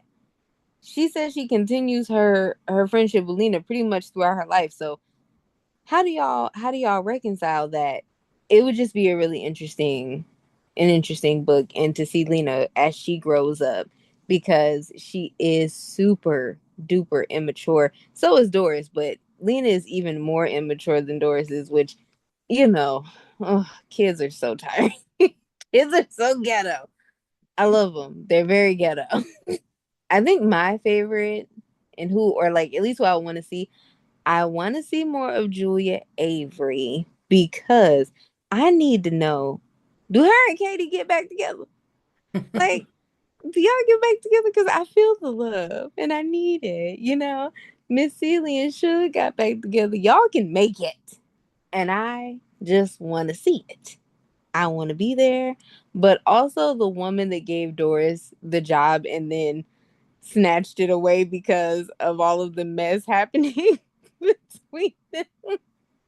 The fights in the lesbian community. If you are a member of the Legitimaquad community, you will know that people get to cussing and fussing and fighting and will possibly be friends weeks, months, sometimes days later, as if we weren't just slapboxing in the street. So I would love to see how that plays out and if Doris ever ends up working for that woman. Because it's a possibility. Not a super strong one, but I would love to see that play out. Like, how does that work? After, you felt away about my girl Doris and you want to punish her for some shit that she didn't do yet again. So, yes, that is what I would love to see. But I just love the way the women helped each other despite their issues. And you see it especially with Sylvia because of what Katie does to Sylvia and the way she plays with this woman's emotions. And she still steps up immediately. The moment you call me and say you need something, I am there to give it to you. The fact that grief kind of pushed Katie to be the worst version of herself, and the fact that she was kind of hiding and did kind of use Doris as a reason to finally go back to her real life. It wasn't like super integral to Doris's story, but again, I would love to see Katie's story too, because she had a lot going on, especially her and Julia. I want to see their love story from the beginning. I would watch that. I would like to also see in the second book the rumors between Martin Luther King and Doris. Was he trying to hit on, did that really happen? I want to see more play on that, but also I like to see Coretta Scott King. Doris wrote a letter telling her thank you, but I would like to see them revisit or come back around again, reuniting and fighting for a cause. I could be into that. That would be interesting to read. I ain't gonna lie. Hmm. That sounds so messy. I love real mess that took place in history. I love that shit. Yes. Bring back Coretta and Martin. That would be a nice add-on. I feel like that there are so many additional books that can come from this, whether they be novellas or separate novels. She needs a whole universe. Yes. Yes. There was so much that was happening that we didn't get to touch on, like the KKK meeting with the Muslim the KKK meeting with the Muslims so that they could assassinate Martin Luther King Jr. And the Muslims like, yeah, we're not really going for that. Like, We're not trying to help y'all assassinate a black man. Like, that's never what we're doing. And the white people are like, yeah, we just want y'all to be separate, but like under us. And it's so clear that the KKK and the Muslims are having two separate conversations. And it was so funny because it was so stupid and cyclical. Like, we're never getting anywhere. Y'all want opposing things. Why are y'all meeting in a house in the middle of nowhere together? Like, why is you here? So incredibly stupid. But that happened. We didn't get to talk about Sylvia's nephew. I think his name was Dexter or something. And kind of how his part in expanding Doris's world with taking her to, wasn't it Spelman? I think it was filming. Yeah, because I was like, oh shit, shout out to the HBCUs, which again, I love everything that this book does where it takes the reality of Black life and especially like the educational side of Black life and how deeply involved Black students are at HBCUs. It is such a beautiful thing to witness, just to see them, like the kids go there and they're shaped into these leaders who are really like they're the change makers of tomorrow, and it's all because of the education that they had. It really feels so good. Okay, because one of the places that they go eat, they're like downstairs and people can live upstairs, right? Well, for Clark Atlanta University, we had a dorm called Pascal Hall, and it was a restaurant on the bottom. So even growing up, even when I went to school there, and this is in 2000, you would still see those elite Black men, Andrew Young, Jesse Jackson, like they would still come in there and eat, and they would pay decent prices. But the students, we still all ate for $5.50. I'm talking about a home cooked, two pork chop, two sides, and a cornbread for $5.50. And if you saw one of those Black dignitaries in there, they would immediately ask you what school you went to, how's your classes going, and buy your food. Like, that's real fucking life. And the dorm was upstairs. Like, it was all in the same building. And that's dope. They just took Pascal's and put it in another building, like within the last like maybe 15, 20 years. But it was still there. It was still there. It was still a dorm on the top. And that felt so at home. Like the book felt at home.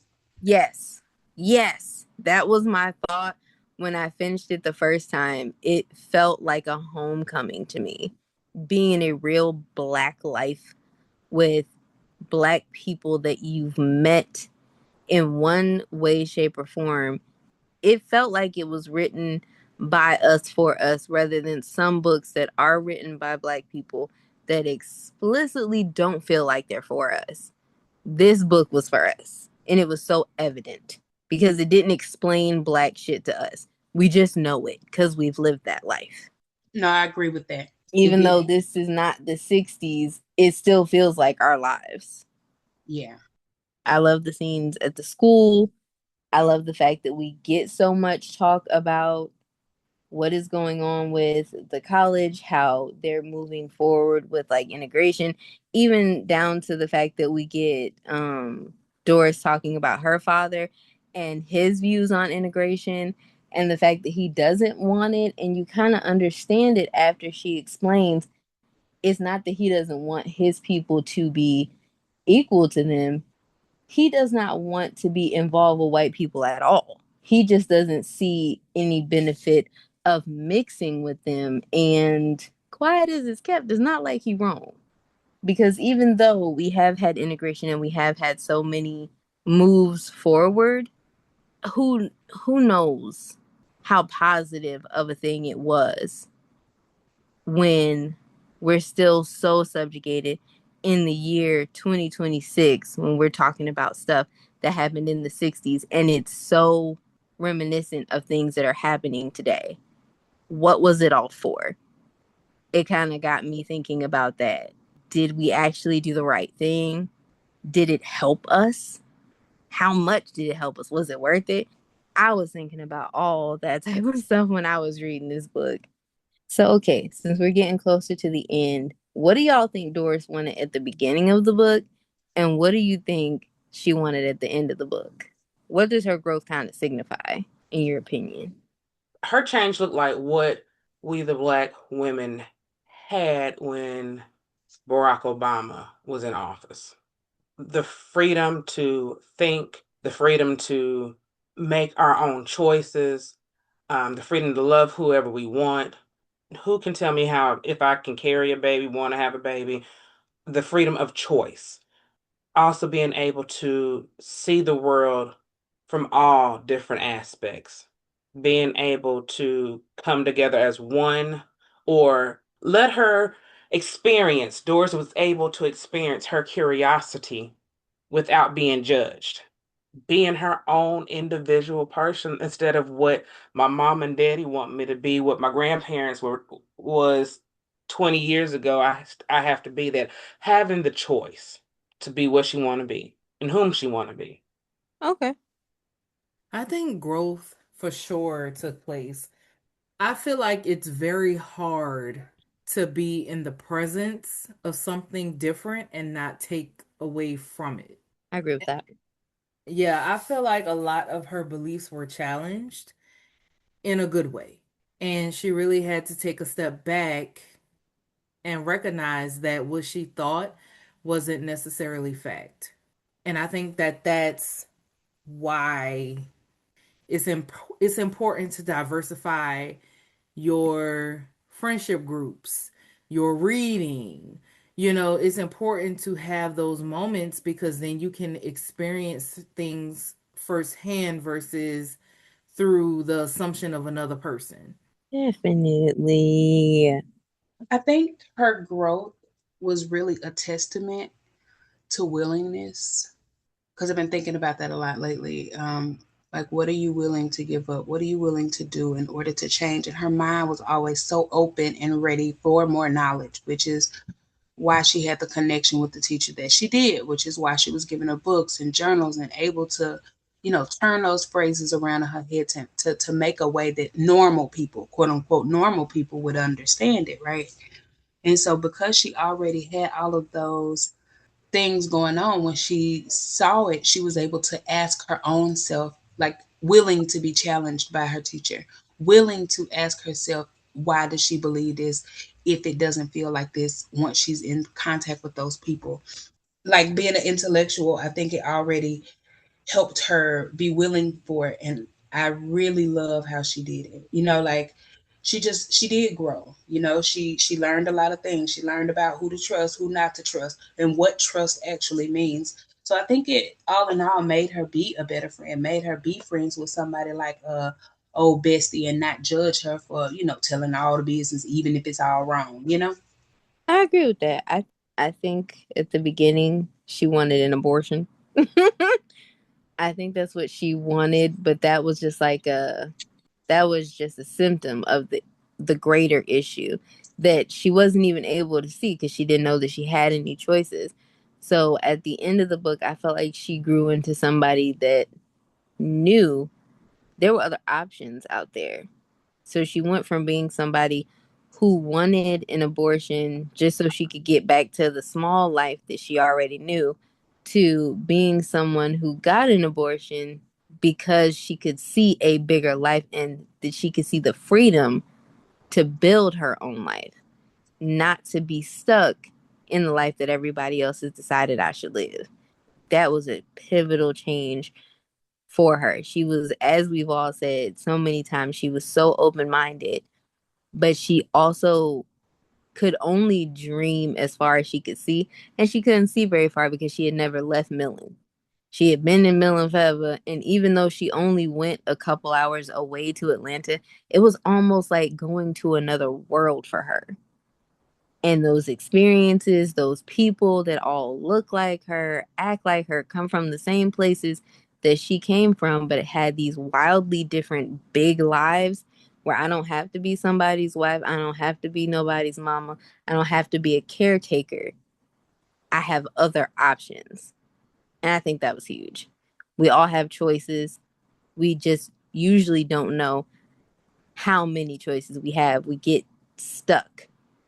And sometimes you just need somebody to come and shake you loose, like a Miss Katie, who I appreciate. Shout out to you, Katie girl. I miss you. I know you moved back to Atlanta, but I miss you, girl. Come back home. Or invite me to your house with you and Julia, because I know y'all shacking up over there. I think that's everything that I had. I am going to move on to Danny's favorite segment, No Topic Left Behind, just in case I didn't touch on something, which I know I didn't touch on a whole lot of shit. So if there's anything that you want to talk about specifically, now is the perfect time to take the floor so we can discuss it. There are a few things that I didn't get the chance to say earlier, but first, I do want to talk about Dexter. Mm-hmm. I want to talk about what blackness means and how it's defined and how it's viewed and how it's accepted versus not accepted. Because Dexter was a very involved personality when it came to the movement of civil rights and, trying to create a change for all black people, and how he wasn't seen as being black enough because he was, as the book describes him, a very Mm-hmm. high yellow skin toned boy with green brown eyes, and and the only way you could kind of sort of tell that he was black was based off of his nose and his lips, but only if you look hard enough you can pick it up. I feel like that is a ongoing problem in the black community when it comes to colorism. Mm-hmm. I really hated that he experienced that, but at the same time, it's kind of like you're experiencing what a lot of darker skinned people experience as well. Ooh. Okay.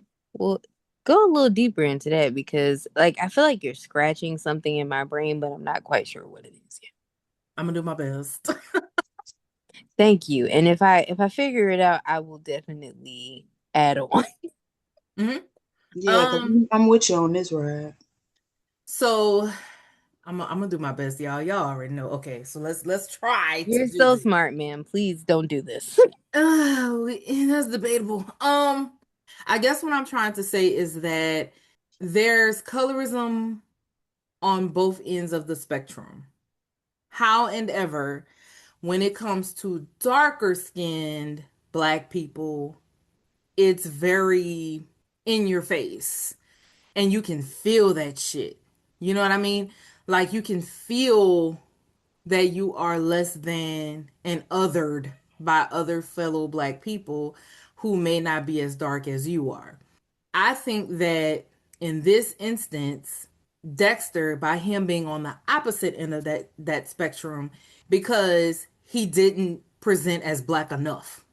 Because in the scene when he was, in the scene where Doris had went with him to the practice portion of them sitting in at a diner, right? His job, because he presented as white, or white enough. He was whispering things in their ears to try to get the people who are sitting down riled up so that they can kind of desensitize themselves to what will be said to them by actual white people. And the guy he whispered in his ear to, he got mad because he was like, you ain't black enough to be saying that shit to me. Yeah, I remember that. But Dexter was like, but I'm black. And he was like, but you ain't black enough. I do feel like he was able to kind of get a taste of what it feels like when you're not accepted fully. That's a root in white supremacy because at the end of the day, it's kind of like this frustration that comes with the fact that you can pass. You have a choice whether or not you want to partake in the struggle. That's the difference. I cannot hide my darker shade of skin. I cannot pretend to be anything. Not saying that you will want to present as white, but you have the option to present as white. So if shit get a little too hot over here, you can be like, nope, I'm out. And then you can present yourself as white and you can have a simpler life. Which I appreciate the fact that in this book, Dexter was like, I don't give a fuck what y'all talking about. I'm a black man. Yeah, kind of like that book Passing, where you just have more options Come because on, of kitty the car. way you look, the way that you are perceived. You won't always be perceived like a dark skinned person will always be perceived. They will always see a Negro when they see a dark skinned person. Now, depending on how you talk, walk, act, things you say, they might pick up on the fact that you're one of us, but it's not automatic. And you're also more palatable to them. Yes, because you're black, but you're not black like that. You're not those Negroes. That was another thing that made me think that it was alluding to, the Herndon side, because they were like bright and damn near white. You know what I'm saying? That just reinforced like another piece of evidence. Like, ding, yeah. Mm-hmm. I do feel like that this author did a great job of highlighting a lot of different issues, because let's be real, we as a black community, we have our own issues going on, right? I feel like that she was able to kind of pour that into the text as well, because colorism is a thing, the homophobia, because it's kind of like, if you don't fit into this box, then you are not valuable enough to sit with us and you're expendable. The white supremacy of religion, where it's like this fire and brimstone type preaching. Not saying that Christianity started with white people, because low key Christianity goes far, far, far, far, far, far, far, far, far back before all the bullshit. But as time has progressed, things were taken out, things were put in, things were put in to manipulate the masses. Like, we already know that Christianity is used as a tool to excuse and okay a lot of bad behaviors, things that may have been twisted to fit a narrative, right? And I feel like when it comes to the very super religious people in our community, they take that twisted version and they apply it. You are perpetuating a problematic system. Perpetrating a fraud. You're causing more harm. The fact that the Bible says that slavery is okay, they use it as an excuse to be like, see, the Bible says that you, my slave. The Bible says that you're less than. The Bible said, is what it's just like, we're taking those problematic teachings and we're placing them within our community. And how can we move forward when we do that? I just feel like white supremacy is a divide and conquer type situation, because the one thing that can kill white supremacy is the unity of minorities and even allies. If every community that is ostracized by white supremacy decides to say, fuck the bullshit you talking about, and we all decide to come together as a collective, we can tear this shit down and rebuild. And they don't want that. So it's easier to divide and conquer. You know what I'm saying? I hope I am making sense. I think it almost feels like, despite everything that we have going on and how deeply most of it is rooted in white supremacy, we still have a lot of things that we need to work through as a community so that we can have effective change. And a lot of it is rooted in the things that we have learned and in internalized and our own indoctrination into a lot of these different systems that were never made for us anyway. Right. If you look at the history of a lot of things that took place within this country, there was once upon a time a unity there. And when that unification was noticed by white supremacists, they were like, "Oh hell no, we got to step in and we got to cut this shit, because there's more of them than there are of us, and they're multiplying." White supremacists do whatever they can to box black people and other black people into a corner, because your voices are too loud. You're too inspirational. We need to make everybody else around you hate you so that they don't listen to what you have to say. And that's what it's feeling like today to a certain extent. And I do wish I wish that a lot of people would wake up and realize that we are not the problem. We all have history that is rooted in white supremacy. We need to come together so that we can fight the real enemy versus this illusion that the enemy created for us to like focus on and derail progress. And the image that they have of us, right? Like, they plant these negative images in their minds, on TV, in books, on blah, blah, blah, blah, blah, all the problematic shit, we're brutes. We're just so loud and ramble, blah, blah, blah. And Right. that feeds into exactly what you're saying. It's like, oh no, I can't be with those big Right. black. It's so many communities are so brainwashed that they don't see the problem. They don't see the forest from the trees. I'm rambling. I'm going to shut up. Colorism was um introduced in this book, and I do appreciate that. So Yeah. yeah. They definitely said they had what you talked about with Dexter, and they also have when Sylvia meets Doris for the first time, she basically says, "Oh, you're pretty for a dark skinned girl." She basically says that to her.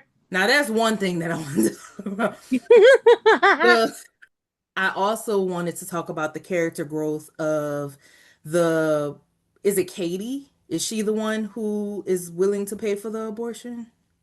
Well, Katie is the teacher. Sylvia is the woman with the money.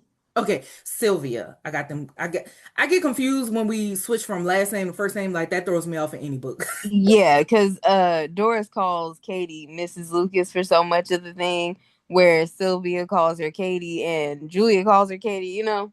Yeah, it throws me off a little bit when authors do that, but I get why they do it because it's like the dynamic is different. But shout out Sylvia for her growth as well because Sylvia pretty much tells Doris all the tea, right? Between her and Katie. Yes. And Doris knows I can't talk about this with nobody else. She's telling me these things and I can't share this with anybody else because if I do, problems will come forth.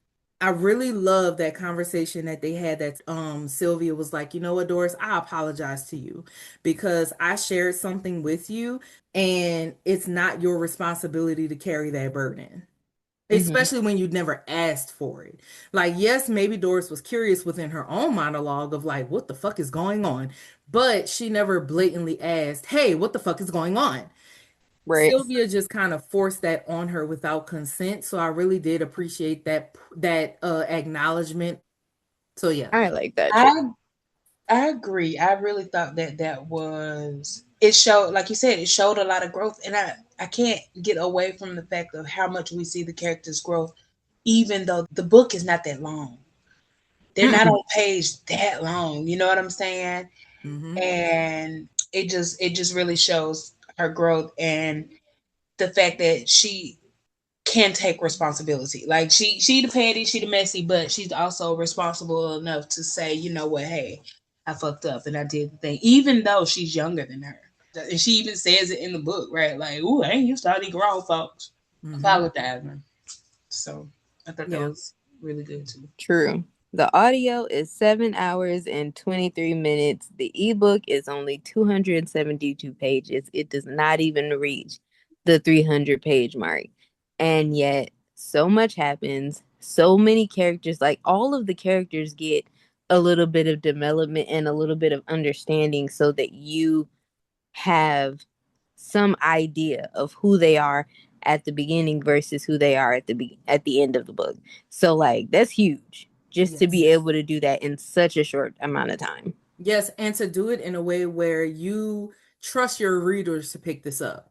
Me as an author, I'm not going to say, hey, Sylvia has so much growth because she had a conversation with Doris and it went like this.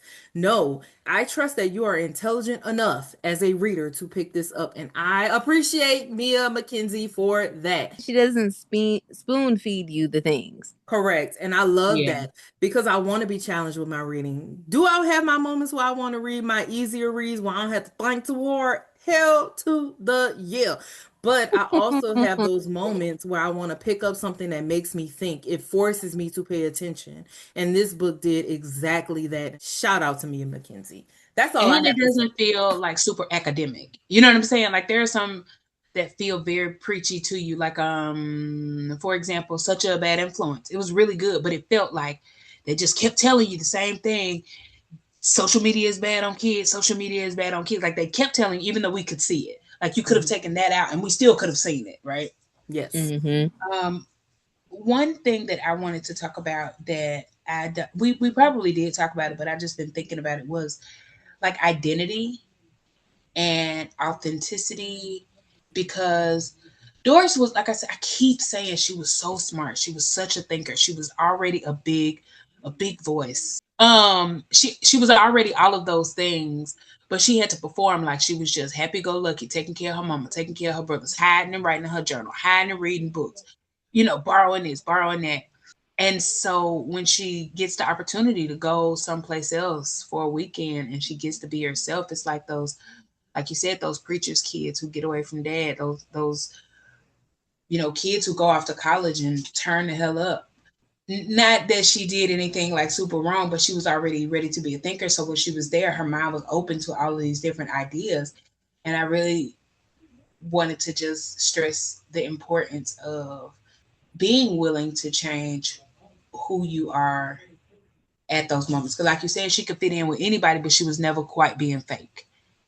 Right. You get what I'm saying? Like, she was fitting in, but she was not performing. But when she was at home, she felt the most performative. Like Yeah. doing all those things, it felt like, but she was really, on her thinker shit, and I love it. Agreed. Agreed. I love me some Doris. I really do. I think I'm gonna leave my 5-star rating. I was thinking about changing it, but I genuinely feel like this book just feels so much like home to me. And it reminds me of that quote about books taking you places and like having you feel at home in places that you've never been. This Mm-hmm. feels like that to me.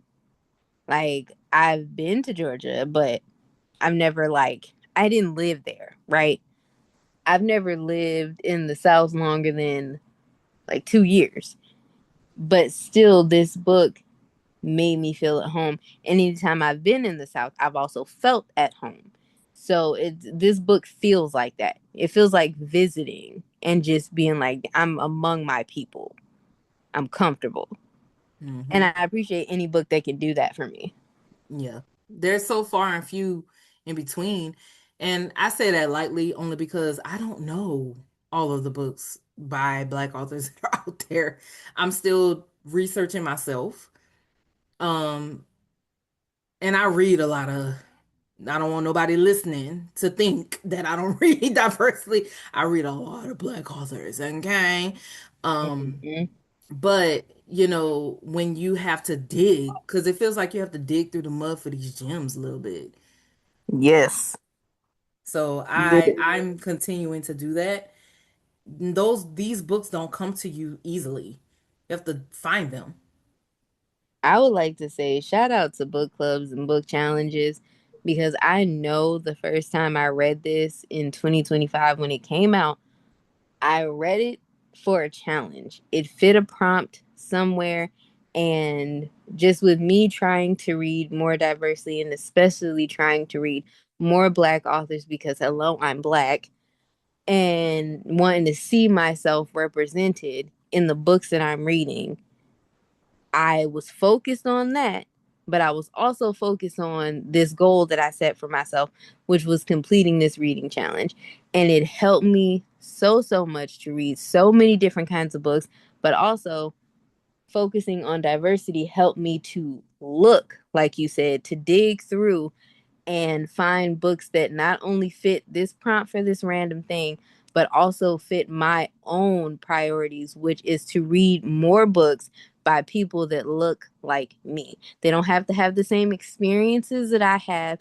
We don't have to have all of these things in common, but I want to hear from people who look like me. I've heard from everybody else. Yeah. Shout out to you for bringing this to the Core 4 group and to the dark side I'm so because, excited. of course, those who are in the dark side have the same access that we do. And if they decide they want to read it, they have that opportunity and that choice. It's just an extra book, of course. Shout out to you for bringing it here because I did not know this Yeah. book. I didn't know this book existed before you Me neither. talked about it. So, yeah, thank you. Thank you. I'm so glad I can bring it to you guys. When I finished this book, I remember, I don't know who it was, but it was either one of y'all or all of y'all, but I sent the text like, I want y'all to read this book with me. I wish we had read this book together. I want to talk to y'all about this book so badly, but I also don't want to spoil anything just in case you do like choose to read it at some point. because it is good. And I don't want, like, I want you to go in and have the experience that I had, knowing as little as possible and just having the experience. So I'm glad that it was enjoyed more than not. Absolutely. I love this book. Oh, and real quick, I almost forgot again. You know how we were talking about earlier how the author brought in other people who represent the civil rights movement at that time? Mm-hmm. I wish the author would have also included Claudette Colvin. Okay, who's that? Claudette Colvin was the very first refused to move on the bus before Rosa Mm. Parks. Okay. She was 15 years old and she was pregnant. And Oh, they decided not to use her as the face of the movement because of that. It wouldn't have been accepted by the community as a whole because it looked bad. ooh, yes. We Mm. didn't even get into respectability politics, but respectability politics. Basically, like maybe her and Doris could have had a run-in as well, and then they could have shared their experiences, and maybe Claudette could have, talked to her about this is where I am, Mm-hmm. and this is how I feel. That would have been powerful as well. So just point that out, those people who may not know.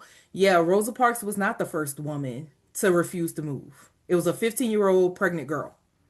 This just feels like more meat for the sequel I'm just saying. that should be coming out, you know, in the year of our Lord 2028.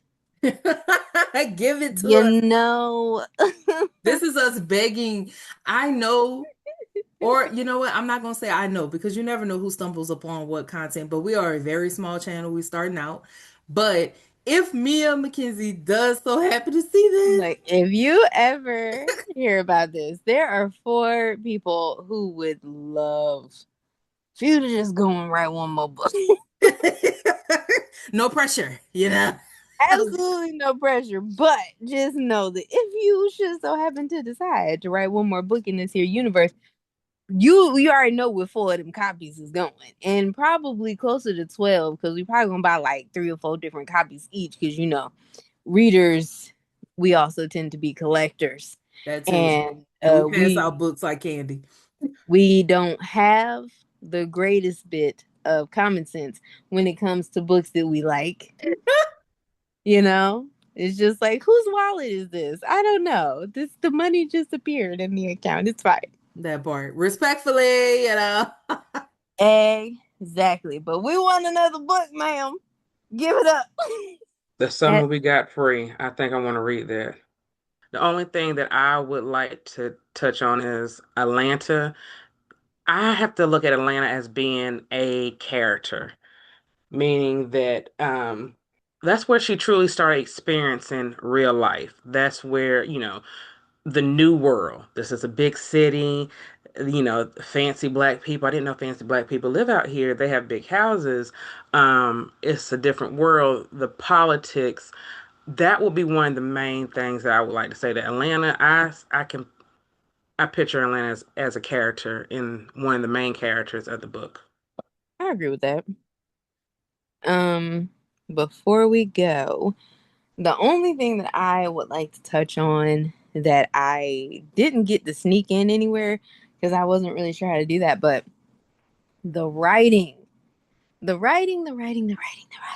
Oh my God, yes. So I'm just gonna drop some of my favorite quotes on you. I'd been raised on shame, gorged and fattened on it, like all of the girls around me. That's amazing. Okay. I immediately think of Lena because not because of like the shame and everything, but just because of how been they've just both been raised this way. And that's why they think the way they think. That's why they do the things that they do. Right. We're moving on. We're moving on. We're not talking about it. Another quote. I fixed my mouth to tell her I was not a woman. It was a strange thing to almost say because until that moment, I was sure I was one. A grown ass woman, and don't you forget it. But right then, faced with motherhood, I felt like a terrified girl child in need of a mother herself. Another one. I just didn't see what all the fuss was about. I didn't see why girls got stupid over boys.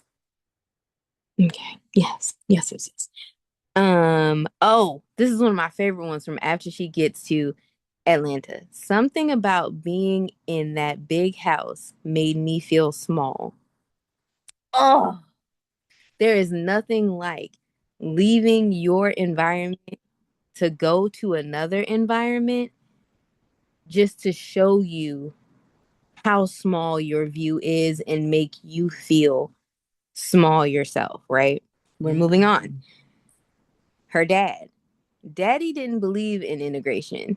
He thought any plan to get closer to whites was a suicide mission. Okay, Daddy, I feel you. I understand. Um, oh, this one also touched me. I had to stop reading the book and just take a minute. Much as I love to turn a phrase, some things live too deep in the soul for language to reach. That was my favorite. That one was my favorite quote. Speak Favorite about quote. it, because it just that quote touched me in a place that I couldn't even explain. I'm just like, I love it. Period. The end. And another one, most colored girls have more voices telling them what they can't do than what they can. That is still Second one. true to this Woo! day. Okay. Love it. Love it. Well, Oh, not, also, the effect, but love the quote. yes, also about grief and the things we do when we're grieving. Turned out what I thought was relief was really only grief in disguise. The feelings that we have when people pass, that initial feeling, sometimes it's not always what's really true in your heart. The things that you do when you're grieving, a lot of the time you don't know is grief, but it is. And of course, this one, ain't nobody less safe in this world than a colored girl. Ugh, it's like you just keep stabbing me with the truth. So yes, that is some, and not all, okay? That is not all. I have so many quotes, but that is some of my favorites, the ones that just kind of reached down inside me and touched me. Those are some of my favorite ones, and I just wanted to share it because the writing in this book is amazing. From the beginning all the way down to the end, it speaks to you on the level that you're at least as how it felt to me. I just felt like I was sitting on the porch in a rocking chair, listening to a friend tell me an incredible story. It is so powerful. It's perfect. I can't wait to reread it. I almost reread it today, y'all, but I took a nap. And so you see, that didn't go the way that I thought it was going to go. I felt that. Sometimes the naps be powerful. They Absolutely. take you, you don't take them. This one took me because I went to sleep. It was the morning. I said, I'm going to just take me a little piece of nap. I woke up, it was 2:30. Where did the time go? I don't know. Don't ask me about it. But I think that's everything. I know next month's books are Queen Siren by Nevo, and the core four book is the final revival of Opal and Nev by Donnie Walton, I believe. Mm-hmm. And that is what we're going to be reading for June. So I hope that you, dear listener, will join us in our book club on Instagram. That is the Dark Side Book Club, in case you want to join. And catch us back over here to talk about rock stars and blackness and music. And it's a whole lot. I read that book too. It's a lot. I'm excited to read that with y'all too. I'm excited to get into it. Yeah. Me too. And we will catch y'all on the next one. Everybody say bye. Bye. Bye. Bye. Bye. Bye. Bye. Bye. Bye. Bye. Bye. Bye. Bye. Bye. Not again.